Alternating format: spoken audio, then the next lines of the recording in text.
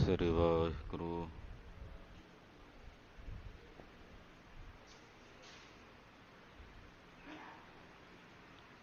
ਗੁਰੂ ਨਾਨਕ ਪਦ ਬੰਦਨ ਪਦ ਸਿਮਰੋ ਅੰਗਦ ਦੁਖ ਗੁਰ ਅਮਰਦਾਸ ਹਿਰਦੈ ਨਿਤ ਨਿਤ ਸ਼੍ਰੀ ਗੁਰੂ ਰਾਮਦਾਸ ਗੁਣ ਗੁਰੂ ਅਰਜਨ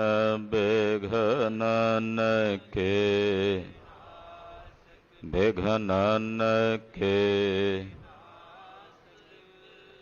ਹਰ ਗੋਬਿੰਦ ਸ਼ੁਭ ਮਤ ਪਰ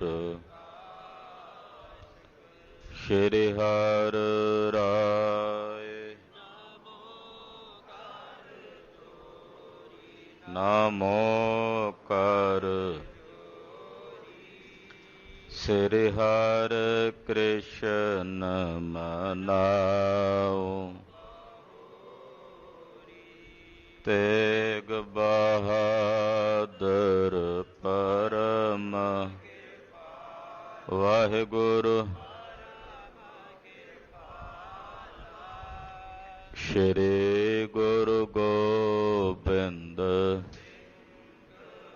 ਸਾਲਾ ਤਰਾ ਪਰ ਪੁੰਨ ਪੁੰਨ ਸੀਸਾ ਜੀ ਪੁੰਨ ਪੁੰਨ ਸੀਸਾ ਬੰਦਾ ਬਾਰ ਬਾਰ ਜਗਦੀਸਾ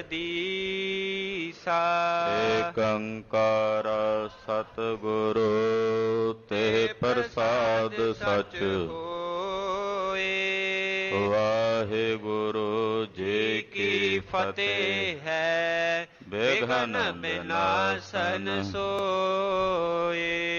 ਜਿਸ ਮਹਿ ਅੰਮ੍ਰਿਤ ਗਿਆਨ ਹੈ ਮਾਨਕ ਭਗਤ ਵੈਰਾਗ ਗੁਰੂ ਗ੍ਰੰਥ ਸਾਹਿਬ ਉਦਦ ਬੰਦੋ ਕਰ ਅਨੁਰਾਗ ਗੁਰੂ ਗ੍ਰੰਥ ਸਾਹਿਬ ਉਦਦ ਬੰਦੋ ਕਰ ਅਨੁਰਾਗ। ਸਤਨਾਮ ਸ੍ਰੀ ਵਾਹਿਗੁਰੂ ਸਾਹਿਬ ਜੀ। ਦੋਹਰਾ ਭਰਾਤ ਹੁਤੇ ਸਤ ਤਾਹੇ ਕੇ ਕਰਹਿ ਬਿਰਲਾਪ ਪੁਕਾਰ ਭੂਖਨ ਯੁਤ ਸ਼ਿੰਗਾਰ ਖਵੈ ਪੀਟਤ ਕਰ ਮੁਖ ਨਾਰ। ਵਾਹਿਗੁਰੂ ਜੀ ਕਾ ਖਾਲਸਾ ਵਾਹਿਗੁਰੂ ਜੀ ਕੀ ਫਤਿਹ। ਜੁਗੋ ਜੁਗ ਅਟਲ ਸਤਿਗੁਰੂ ਬਾਣੀ ਗੁਰੂ ਗੁਰੂ ਹੈ ਬਾਣੀ ਵਿੱਚ ਬਾਣੀ ਅੰਮ੍ਰਿਤ ਸਾਰੇ ਗੁਰਬਾਣੀ ਕਹੈ ਸੇਵਕ ਜਨ ਮਾਨੈ ਪ੍ਰਤੱਖ ਗੁਰੂ ਨਿਸਤਾਰੇ। ਸ਼੍ਰੀ ਗੁਰੂ ਗ੍ਰੰਥ ਸਾਹਿਬ ਜੀ ਮਹਾਰਾਜ ਜੀ ਦੀ ਪਾਕ ਪਵਿੱਤਰ ਪਾਵਨ ਹਜ਼ੂਰੀ 'ਚ ਜੁੜ ਬੈਠੀ ਗੁਰੂ ਕੀ ਸਾਜੀ ਔਰ ਨਿਵਾਜੀ ਹੋਈ ਗੁਰੂ ਕਾ ਖਾਸ ਰੂਪ ਗੁਰੂ ਖਾਲਸਾ ਸਾਧ ਸੰਗਤ ਜੀਓ ਧੰਤਾ ਦੇ ਪਾਤਰ ਹੋ। ਪਿਛਲੇ ਪਹਿਰਾਂ ਦੇ ਸਜੇ ਹੋਏ ਦੀਵਾਨਾਂ 'ਚ ਨਿਤਾ ਪ੍ਰਤੀ ਜੁੜ ਕੇ ਸਤਿਗੁਰੂ ਸ਼੍ਰੀ ਗੁਰੂ ਨਾਨਕ ਦੇਵ ਸਾਹਿਬ ਜੀ ਮਹਾਰਾਜ ਜੀ ਦੀ ਜਨਮ ਸਾਖੀ ਸਤਿਗੁਰਾਂ ਦੇ ਪਾਵਨ ਇਤਿਹਾਸ ਦੀ ਲੜੀਵਾਰ ਕਥਾ ਆਪ ਜੀ ਬਹੁਤ ਹੀ ਅਦਬ ਸਤਿਕਾਰ ਸ਼ਰਧਾ ਤੇ ਭਾਵਨਾ ਸਹਿਤ ਸਰਵਣ ਕਰ ਰਹੇ ਹੋ। ਜੋ ਇਹ ਕਥਾ ਸੁਣੈ ਅਰ ਗਾਵੈ ਦੁਖ ਪਾਪ ਤਿਹ ਨਿਕਟ ਨ ਆਵੈ। ਇਹ ਐਸੀ ਕਲਿਆਣਕਾਰੀ ਕਥਾ ਹੈ ਸਤਿਗੁਰੂ ਗੁਰੂ ਨਾਨਕ ਸਾਹਿਬ ਦੇ ਉਚਾਰਨ ਕੀਤੇ ਗਏ ਪਾਵਨ ਸ਼ਬਦ ਦੀ ਵਿਆਖਿਆ ਮਹਾਕਵੀ ਕਵੀਰਾਜ ਭਾਈ ਸੰਤੋਖ ਸਿੰਘ ਜੀ ਕਰ ਰਹੇ ਨੇ। ਸਹੰਸਰਦਾਨ ਦੇ ਅੰਦਰ ਰੁਆਇਆ, ਪਰਸਰਾਮ ਰੋਵੈ ਘਰ ਆਇਆ। ਇਹਦੇ ਵਿੱਚ ਆਈ ਹੋਈ ਪਾਵਨ ਪੰਕਤੀ ਰੋਵੈ ਪਾਂਡਵ ਭਏ ਮਜੂਰ, ਇਹਦੀ ਵਿਆਖਿਆ ਚੱਲ ਰਹੀ ਹੈ ਕਿ ਕਿਵੇਂ ਪਾਂਡਵ ਆਪਣਾ ਸਭ ਕੁਝ ਕੈਰਵਾਂ ਦੀ ਸਭਾ 'ਚ ਜੂਏ 'ਚ ਹਾਰ ਗਏ। 12 ਸਾਲਾਂ ਵਾਸਤੇ ਜੰਗਲ ਵਿੱਚ ਦਰ-ਬਦਰ ਭਟਕਦੇ ਰਹੇ ਔਰ 1 ਸਾਲ ਰਾਜੇ ਵਿਰਾਟ ਦੇ ਕੋਲ ਨੌਕਰ ਬਣ ਕੇ ਗੁਪਤਵਾਸ ਕੱਟਿਆ। ਉਸ ਗੁਪਤਵਾਸ ਦੇ ਦੌਰਾਨ ਭੀਮ ਰਸੋਈਆ ਬਣਿਆ ਹੋਇਆ ਹੈ, ਯੁਧਿਸ਼ਟਰ ਚੌਪੜ ਦਾ ਖਿਡਾਰੀ ਬਣਿਆ ਹੋਇਆ ਹੈ ਔਰ ਅਰਜਨ ਨੇ ਇੱਕ ਨ੍ਰਿਤਕਾਰਨੀ ਦਾ ਰੂਪ ਬਣਾਇਆ ਹੋਇਆ ਹੈ ਔਰ ਨਕੁਲ ਤੇ ਸਹਦੇਵ ਘੋੜਿਆਂ ਦੀ ਤੇ ਗਊਆਂ ਦੀ ਰਖਵਾਲੀ ਕਰਦੇ ਹੈ। ਦ੍ਰੋਪਦੀ ਰਾਜੇ ਵਿਰਾਟ ਦੀ ਰਾਣੀ ਦੀ ਦਾਸੀ ਹੈ, ਜਿਸ ਦਾ ਸਵਰੂਪ ਵੇਖ ਕੇ ਕਰੀਚਕ ਲੁਭਾਏਮਾਨ ਹੋਇਆ ਔਰ ਉਸ ਨੂੰ ਬੇਆਬਰੂ ਕਰਨਾ ਚਾਹਿਆ। ਕਰੀਚਕ ਜਿਹਦੇ 'ਚ 10,000 ਹਾਥੀਆਂ ਦਾ ਬਲ ਦੱਸਿਆ ਜਾਂਦਾ ਸੀ, ਭੀਮ ਨੇ ਜਾ ਕਰਕੇ ਕਰੀਚਕ ਦਾ ਵੱਧ ਕੀਤਾ ਹੈ ਔਰ ਉਹਦੀ ਕਰਨੀ ਦਾ ਫਲ ਉਹਨੂੰ ਭੁਗਤਾਇਆ ਹੈ। ਜਦੋਂ ਕਰੀਚਕ ਮਰਿਆ ਹੋਇਆ ਪਿਆ ਅਗਲੇ ਦਿਨ ਚਟਸਾਲ 'ਚ ਵੇਖਿਆ, ਸਭ ਹੈਰਾਨ ਸਨ ਕਿ ਕਿਸੇ ਸ਼ਸਤਰ ਅਸਤਰ ਦਾ ਵਾਰ ਨਹੀਂ ਹੋਇਆ। ਜਿਵੇਂ ਘੁਮਿਆਰ ਦਾ ਚੱਕ ਹੁੰਦਾ ਉਹਦੇ ਵਾਂਗੂ ਕਰੀਚਕ ਦਾ ਸਰੀਰ ਕਰਕੇ ਰੱਖਿਆ ਹੋਇਆ। ਕਰੀਚਕ ਦੇ 100 ਭਰਾ ਸਨ, ਜਿਨ੍ਹਾਂ ਨੇ ਜਦੋਂ ਆ ਕੇ ਆਪਣੇ ਭਰਾ ਕਰੀਚਕ ਦੀ ਮੌਤ ਹੋਈ ਵੇਖੀ ਤੇ ਦੁਖੀ ਹੋਏ ਨੇ। ਇੱਥੋਂ ਅੱਗੇ ਪ੍ਰਸੰਗ ਪ੍ਰਾਰੰਭ ਹੋ ਰਿਹਾ ਹੈ। ਗੁਰੂ ਜਗਤ ਗੁਰੂ ਸ੍ਰੀ ਗੁਰੂ ਨਾਨਕ ਦੇਵ ਸਾਹਿਬ ਜੀ ਮਹਾਰਾਜ ਆਪ ਨਾਰਾਇਣ ਕਲਾ ਧਾਰ ਜਗ ਮੈਂ ਪਰਵਰਿਓ, ਨਿਰੰਕਾਰ ਆਕਾਰ ਜੋਤ ਜਗ ਮੰਡਲ ਕਰਿਓ। ਗੁਰੂ ਨਾਨਕ ਸਾਹਿਬ ਆਪ ਪਾਰ ਬ੍ਰਹਮ ਪਰਮੇਸ਼ਵਰ ਨੇ।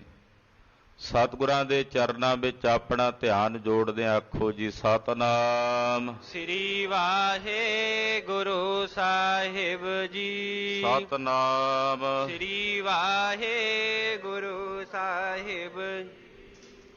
ਦੋਹਰਾ ਭਰਾਤ ਹੁਤੇ ਸਤ ਤਾਹੇ ਕੇ ਕਰਹਿ ਬਿਰਲਾਪ ਪੁਕਾਰ।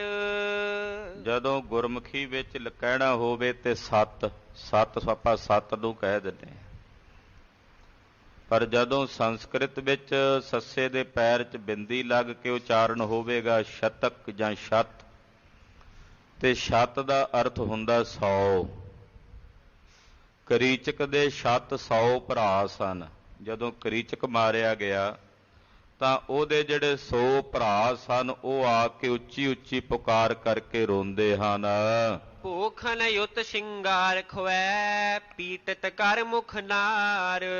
ਔਰ ਕਹਿੰਦੇ ਜਿਹੜੇ ਸਰੀਰ ਤੇ ਇਹਨਾਂ ਦੇ ਕੀਤੇ ਹੋਏ ਭੂਸ਼ਣ ਗਹਿਣੇ ਸਨ, ਉਹਨਾਂ ਸ਼ਿੰਗਾਰਾਂ ਦੇ ਸਮੇਤ ਇਹ ਆਪਣੇ ਗਹਿਣਿਆਂ ਦੇ ਸਮੇਤ ਆਪਣੇ ਸਰੀਰ ਨੂੰ ਪਿੱਟਦੇ ਨੇ। ਜਿਵੇਂ ਨਾਰਾਂ ਰੋਂਦੀਆਂ ਨੇ, ਇਸਤਰੀਆਂ ਰੋਂਦੀਆਂ ਹੋਣ, ਏਦਾਂ ਕਰੀਚਕ ਦੇ ਭਰਾ ਰੋ ਰਹੇ ਹਨ। ਚੌਪਈ ਸ਼ੋਰ ਪਰਾ ਸਗਰੇ ਪੁਰ ਬੀਚੂ। ਸਾਰੀ ਵਿਰਾਟ ਨਗਰੀ ਦੇ ਵਿੱਚ ਇੱਕਦਮ ਸ਼ੋਰ ਮਚ ਗਿਆ ਕਿ ਕਰੀਚਕ ਮਾਰਿਆ ਗਿਆ। ਲੋਕਾਂ ਵਿੱਚ ਇਹ ਗੱਲ ਪਹਿਲਾਂ ਹੀ ਫੈਲੀ ਹੋਈ ਸੀ ਕਿ ਦ੍ਰੋਪਦੀ ਦੀ ਜਿਹੜੀ ਰਖਵਾਲੀ ਕਰਦੇ ਨੇ ਉਹ 5 ਗੰਧਰਵ ਨੇ। ਲੋਕ ਕਹਿੰਦੇ ਕਰੀਚਕ ਜਿਸ ਤਰੀਕੇ ਨਾਲ ਮਾਰਿਆ ਪਿਆ ਉਹ 5 ਗੰਧਰਵ ਹੀ ਇਹਨੂੰ ਮਾਰ ਕੇ ਗਏ ਨੇ। ਕੋਈ ਇਨਸਾਨ ਏਦਾਂ ਕਿਸੇ ਇਨਸਾਨ ਨੂੰ ਨਹੀਂ ਮਾਰ ਸਕਦਾ। ਕੋਈ ਸ਼ਸਤਰ ਦਾ ਵਾਰ ਨਜ਼ਰ ਨਹੀਂ ਆਉਂਦਾ। ਇੱਥੇ ਘੁਮਿਆਰ ਦੇ ਚੱਕ ਵਾਂਗੂ ਗੁੱਥਾ ਜਿਹਾ ਕਰਕੇ ਬਿਠਾ ਦਿੱਤਾ, ਇਹਨੂੰ ਜ਼ਮੀਨ ਤੇ ਪਾ ਦਿੱਤਾ। ਤੋ ਲੋਕਾਂ ਵਿੱਚ ਇਹ ਗੱਲ ਫੈਲੀ ਹੋਈ ਸੀ, ਇਹ ਸ਼ੋਰ ਮਚਿਆ ਹੋਇਆ ਸੀ। ਸੁਨ ਸੁਨ ਆਏ ਊਚੇ ਅਰ ਨੀਚੂ। ਜਿਹਨੇ ਵੀ ਸੁਣਿਆ ਕਿ ਕਰੀਚਕ ਮਰ ਗਿਆ, ਨਗਰ ਦੇ ਉੱਚੇ ਨੀਵੇਂ ਲੋਕ ਸਾਰੇ ਵੇਖਣ ਆਏ। ਸੁਸਾ ਬਿਲੋਕਤ ਚੱਕਰਿਤ ਹੋਈ। ਜਿਹੜੀ ਕਰੀਚਕ ਦੀ ਭੈਣ ਸੀ ਰਾਜੇ ਵਿਰਾਟ ਦੀ ਘਰ ਵਾਲੀ, ਉਹਨੇ ਜਦੋਂ ਆਪਣੇ ਭਰਾ ਦੀ ਲਾਸ਼ ਵੇਖੀ, ਲੋਥ ਵੇਖੀ, ਉਹ ਵੀ ਵੇਖ ਕੇ ਬੜੀ ਹੈਰਾਨ ਹੋਈ ਤੇ ਰੋਂਦੀ ਐ। ਗੁਣ ਗਨ ਵਰਣਨ ਕਰ ਕੈ ਰੋਈ। ਔਰ ਆਪਣੇ ਭਰਾ ਦੇ ਗੁਣਾਂ ਨੂੰ ਚੇਤੇ ਕਰਕੇ ਰੋਂਦੀ ਐ। ਭੈ ਰੋਵੈ ਗੁਣ ਸਾਰ ਸਮਾਲੇ, ਕੋਈ ਮਰੈ ਨਾ ਮੋਇਆ ਨਾਲੇ। ਕਹਿੰਦੇ ਆਪਣੇ ਭਰਾ ਦੇ ਗੁਣ ਗਾਨ ਕਰਕੇ ਰੋਂਦੀ ਹੈ। ਨ੍ਰਿਪ ਰੋਇਓ ਜਬ ਮੇਰੇ ਤੱਕ ਦੇਖਾ। ਰਾਜਾ ਵਿਰਾਟ ਜਦੋਂ ਆਇਆ ਉਹਨੇ ਵੇਖਿਆ ਆਪਣੇ ਸਾਲੇ ਨੂੰ ਮਰਿਆ ਪਿਆ, ਉਹ ਵੀ ਰੋਇਆ, ਉਹ ਵੀ ਕੁਰਲਾਇਆ। ਭਇਓ ਨਾਰ ਕੋ ਬ੍ਰਿੰਦ ਬਿਸ਼ੇਖਾ। ਬਹੁਤ ਸਾਰੀਆਂ ਇਸਤਰੀਆਂ ਸਨ ਕਰੀਚਕ ਦੀਆਂ ਤੇ ਹੋਰ ਰਾਣੀਆਂ, ਉਹ ਵੀ ਆ ਕੇ ਰੋਂਦੀਆਂ ਨੇ, ਰੁਦਨ ਕਰਦੀਆਂ ਹਨ। ਭਰਾਤ ਦੁਸ਼ਟ ਕੇ ਕੁਮਤ ਵਿਚਾਰੀ। ਫਿਰ ਆਪਣੇ ਭਰਾ ਦੀ ਜਿਹੜੀ ਖੋਟੀ ਮੱਤ ਹੈ ਉਹਨੂੰ ਵਿਚਾਰਦੀ ਹੈ ਵੀ ਇਹਨੇ ਮਾੜਾ ਕੰਮ ਕੀਤਾ ਸੀ, ਮੇਰੀ ਦਾਸੀ ਤੇ ਮਾੜੀ ਦ੍ਰਿਸ਼ਟੀ ਰੱਖੀ ਸੀ। ਉਹਨੇ ਕਿਹਾ ਵੀ ਹੋਇਆ ਸੀ ਕਿ ਮੇਰੇ 5 ਗੰਧਰਵ ਰਖਵਾਲੇ ਨੇ, ਮੇਰੇ ਵੱਲ ਕੋਈ ਇਸ ਦ੍ਰਿਸ਼ਟੀ ਨਾਲ ਨਾ ਵੇਖੇ, ਕਿਤੇ ਕੱਲ ਨੂੰ ਆਖੋ ਕਿ ਉਹਨਾਂ 5 ਗੰਧਰਵਾਂ ਨੇ ਉਹਨੂੰ ਮਾਰ ਦਿੱਤਾ, ਉਹ ਆਪਣੀ ਜਾਨ ਮਾਲ ਦਾ ਆਪ ਜ਼ਿੰਮੇਵਾਰ ਹੋਵੇਗਾ।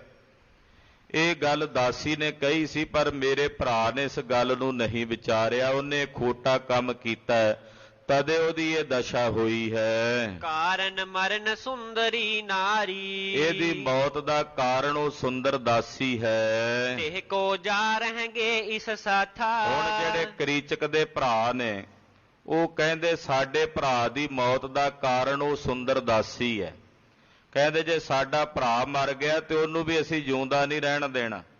ਉਹ ਜਿਹੜੀ ਦਾਸੀ ਹੈ ਦ੍ਰੋਪਦੀ, ਕਹਿੰਦੇ ਉਹਨੂੰ ਵੀ ਆਪਣੇ ਭਰਾ ਕਰੀਚਕ ਦੀ ਲਾਸ਼ ਨਾਲ ਸਾੜ ਕੇ ਮਾਰਾਂਗੇ ਅਸੀਂ, ਉਹਨੂੰ ਚਿਖਾ ਵਿੱਚ ਜਲਾ ਕੇ ਭਸਮ ਕਰਾਂਗੇ। ਕਹਿ ਅਸ ਗਹਿਓ ਦ੍ਰੋਪਦੀ ਹਾਥਾ। ਏਦਾਂ ਕਹਿ ਕੇ ਕਰੀਚਕ ਦੇ ਭਰਾਵਾਂ ਨੇ ਦ੍ਰੋਪਦੀ ਨੂੰ ਪਕੜ ਲਿਆ। ਹੁਣ ਇੱਕ ਸਮੱਸਿਆ ਚੋਂ ਵਿਚਾਰੀ ਨਿਕਲੀ ਸੀ, ਅਗਲੇ ਦਿਨ ਫੇਰ ਹੋਰ ਸਮੱਸਿਆ ਬਣ ਗਈ। ਕਹਿਣ ਲੱਗੇ ਇਹਨੂੰ ਫੜ ਕੇ ਹੁਣ ਚਿਖਾ ਦੇ ਵਿੱਚ ਸਾੜ ਕੇ ਮਾਰਾਂਗੇ। ਉਹਨੂੰ ਜ਼ਬਰਦਸਤੀ ਨਾਲ ਪਕੜ ਲਿਆ ਦ੍ਰੋਪਦੀ ਨੂੰ। ਵਹਿਰ ਨਗਰ ਤੇ ਚਿਖਾ ਬਣਾਈ। ਨਗਰ ਤੋਂ ਬਾਹਰ ਆਪਣੇ ਭਰਾ ਕਰੀਚਕ ਨੂੰ ਸਾੜਨ ਵਾਸਤੇ ਇਹਨਾਂ ਨੇ ਚਿਖਾ ਤਿਆਰ ਕੀਤੀ। ਬਹੁ ਨਰ ਤੇ ਕੋ ਲੀਨ ਉਚਾਈ। ਔਰ ਉਸ ਕਰੀਚਕ ਦੀ ਲਾਸ਼ ਨੂੰ ਬਹੁਤੇ ਲੋਕਾਂ ਨੇ ਇਕੱਠਿਆਂ ਹੋ ਕੇ ਚੁੱਕਿਆ। ਬਿਨ ਰੱਖਿਅਕ ਗਹਿ ਕਰ ਤੇ ਹਾਥਾ। ਔਰ ਉਸ ਵਕਤ ਦ੍ਰੋਪਦੀ ਹੱਥ ਜੋੜਦੀ ਕਹਿੰਦੀ ਆ, ਵੇਖ ਲਓ ਤੁਹਾਡੇ ਕਰੀਚਕ ਦਾ ਕੀ ਹਾਲ ਹੋਇਆ। ਤੁਹਾਨੂੰ ਮੈਂ ਪਹਿਲੋਂ ਵੀ ਕਿਹਾ ਸੀ ਕਿ ਮੇਰੀ ਰੱਖਿਆ ਕਰਨ ਵਾਲੇ 5 ਗੰਧਰਵ ਨੇ, ਤੇ ਹੁਣ ਤੁਸੀਂ ਉਹ ਡਰਾਵਾ ਦਿੰਦੀ ਸੀ ਵੀ ਮੈਨੂੰ ਤੁਸੀਂ ਇਸ ਪ੍ਰਕਾਰ ਨਾਲ ਮੇਰੀ ਇਹ ਦਸ਼ਾ ਨਾ ਕਰੋ। ਗਮਨੇ ਲੋਕ ਲੀਏ ਤੇ ਸਾਥਾ। ਪਰ ਉਹ ਨਹੀਂ ਮੰਨੇ, ਨੂੰ ਨਾਲ ਲੈ ਕੇ ਚੱਲ ਪਏ ਤੇ ਬਹੁਤ ਸਾਰੇ ਲੋਕ ਵੀ ਚੱਲ ਪਏ। ਲੋਕ ਬਿਲੋ ਕਹਿ ਗਿਰਾ ਅਲਾਈ। ਲੋਕ ਵੇਖ ਕੇ ਗੱਲਾਂ ਕਰਦੇ ਨੇ, ਕਹਿੰਦੇ ਹਨ ਬਿਨ ਅਪਰਾਧ ਦੇ ਹੋ ਛੁਰਵਾਈ। ਲੋਕ ਕਹਿੰਦੇ ਵੀ ਇਸ ਵਿਚਾਰੀ ਔਰਤ ਦਾ ਕੀ ਕਸੂਰ ਹੈ, ਇਸ ਦਾਸੀ ਦਾ ਕੀ ਕਸੂਰ ਹੈ, ਦੋਸ਼ ਹੈ, ਇਹਦਾ ਤਾਂ ਕੋਈ ਦੋਸ਼ ਨਹੀਂ, ਇਹਨੂੰ ਭਲਾ ਇਹ ਖਬਰੇ ਕਿਉਂ ਸਾੜਦੇ ਐ। ਦੋਸ਼ੀ ਤਾਂ ਕਰੀਚਕ ਆਪ ਸੀ, ਇਹਨੂੰ ਹੁਣ ਭਲਾ ਕਿਉਂ ਸਾੜਦੇ ਨੇ, ਨਾਲ ਇਹਨੂੰ ਛੁਡਾਣਾ ਚਾਹੀਦਾ ਹੈ। ਕੋਈ ਨਾ ਮੰਨੈ ਕਿਸ ਕੋ ਕਹਿਨੋ। ਲੋਕਾਂ ਨੇ ਬਥੇਰਾ ਕਰੀਚਕ ਦੇ ਭਰਾਵਾਂ ਨੂੰ ਸਮਝਾਇਆ ਵੀ ਤੁਹਾਡਾ ਭਰਾ ਹੁਣ ਮਰ ਗਿਆ, ਇਹਨੂੰ ਵਿਚਾਰੀ ਨੂੰ ਕਿਉਂ ਸਾੜ ਕੇ ਮਾਰਦੇ ਹੋ, ਇਹਦਾ ਕੀ ਦੋਸ਼ ਹੈ।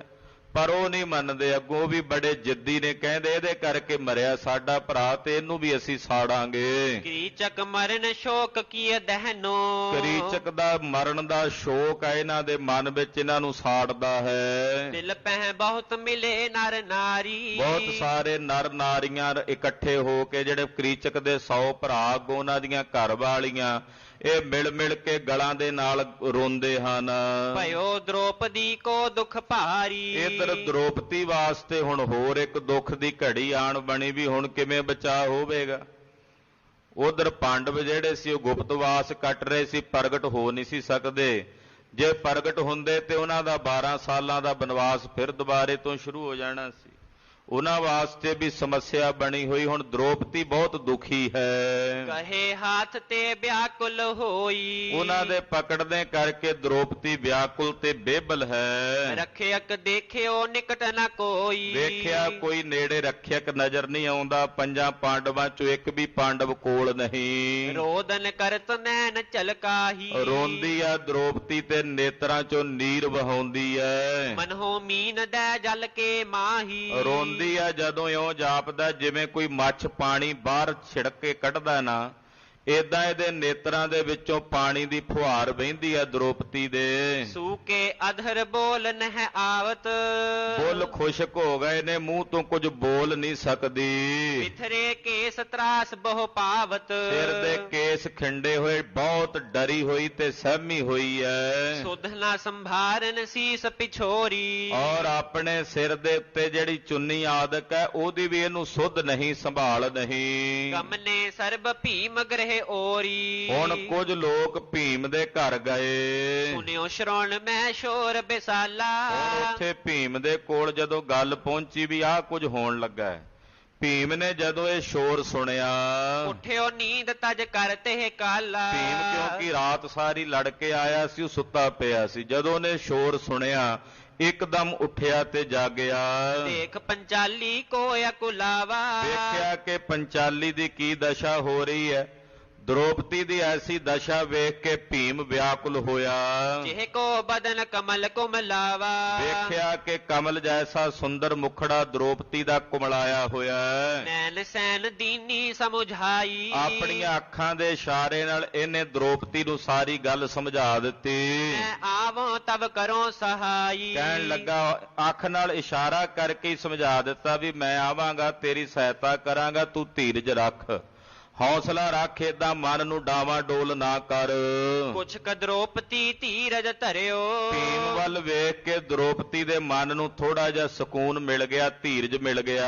ਬਹਿਤ ਨਦੀ ਜਨ ਹਾਥ ਪਕਰਿਓ, ਮਾਨੋ ਚਿੰਤਾ ਦੀ ਨਦੀ 'ਚ ਵਗਦੀ ਦਾ ਕਿਸੇ ਨੇ ਹੱਥ ਫੜ ਕੇ ਉਹਨੂੰ ਰੁੜਦੀ ਨੂੰ ਰੋਕ ਲਿਆ ਹੋਵੇ। ਏਦਾਂ ਦ੍ਰੋਪਦੀ ਨੂੰ ਧੀਰਜ ਮਿਲਿਆ, ਏਦਾਂ ਹੌਸਲਾ ਮਿਲਿਆ। ਚਿਤਾ ਹੁਤੀ ਜੈ ਗਮਨੇ ਸਭ ਹੀ, ਜਿੱਥੇ ਚਿਤਾ ਸੀ ਨਾ ਕਰੀਚਕ ਦੀ, ਉੱਥੇ ਗਏ ਸਾਰੇ। ਵੱਡੋ ਬ੍ਰਿੰਦ ਭਾ ਲੋਕਨ ਤਬ ਹੀ, ਕਹਿੰਦੇ ਉੱਥੇ ਆ ਕਰਕੇ ਇਹਨਾਂ ਨੇ ਵੇਖਿਆ।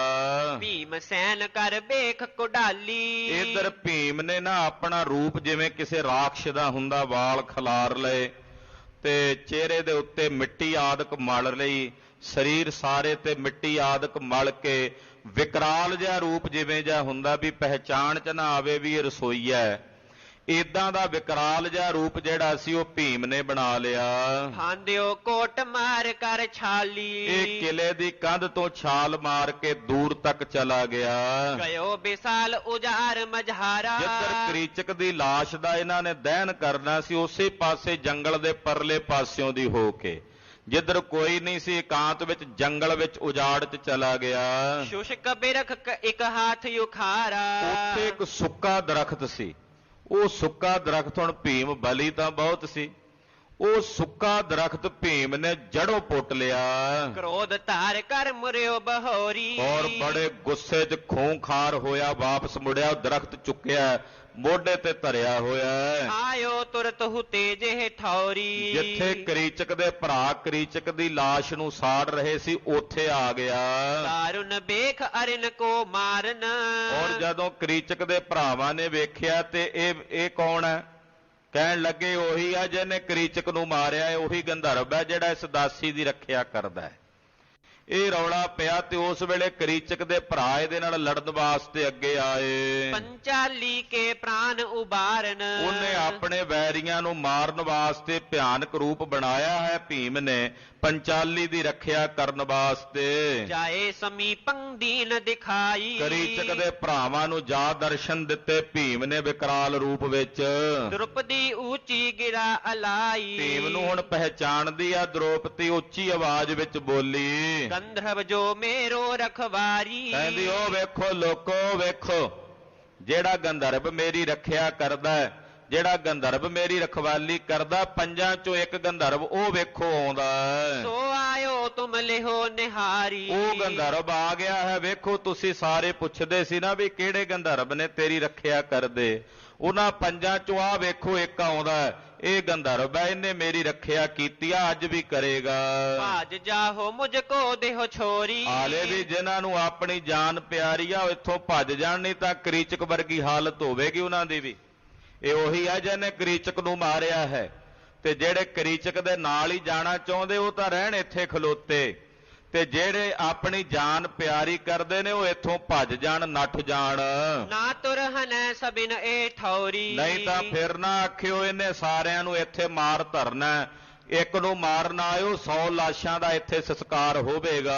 ਸੁਨ ਬਾਨੀ ਕੋ ਦੇਖਣ ਲਾਗੇ। ਜਦੋਂ ਦ੍ਰੋਪਦੀ ਉੱਚੀ ਉੱਚੀ ਬੋਲੀ ਤੇ ਉਧਰੋਂ ਭੀਮ ਦੌੜਿਆ ਆਉਂਦਾ ਸੀ, ਵਿਕਰਾਲ ਰੂਪ, ਮੋਢੇ ਤੇ ਵੱਡਾ ਜਿਹਾ ਦਰਖਤ ਰੱਖਿਆ ਹੋਇਆ, ਸੁੱਕਾ ਤੇ ਬਹੁਤ ਧੂਸਰ ਜਿਹਾ ਰੰਗ ਬਣਾਇਆ ਹੋਇਆ। ਉਧਰ ਵੇਖਣ ਲੱਗੇ ਸਾਰੇ।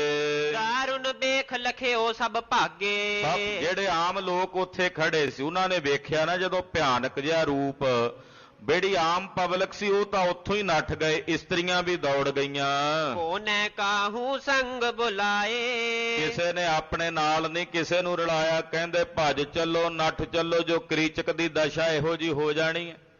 ਨੱਠ ਗਏ ਲੋਕ ਜਿੰਨੇ ਵੀ ਸਨ ਉੱਥੇ, ਨਗਰ ਦੇ ਰਾਜੇ ਵਿਰਾਟ ਦੇ ਸਮੇਤ। ਚਾਹਤੇ ਆਪਣੇ ਪ੍ਰਾਨ ਬਚਾਏ। ਕਹਿੰਦੇ ਚਲੋ ਭੱਜ ਚਲੋ, ਆਪਣੇ ਪ੍ਰਾਣ ਬਚਾਓ, ਕਿਉਂ ਨਾਹਕ ਬਿਨਾ ਆਈ ਮਰਦੇ ਹੋ।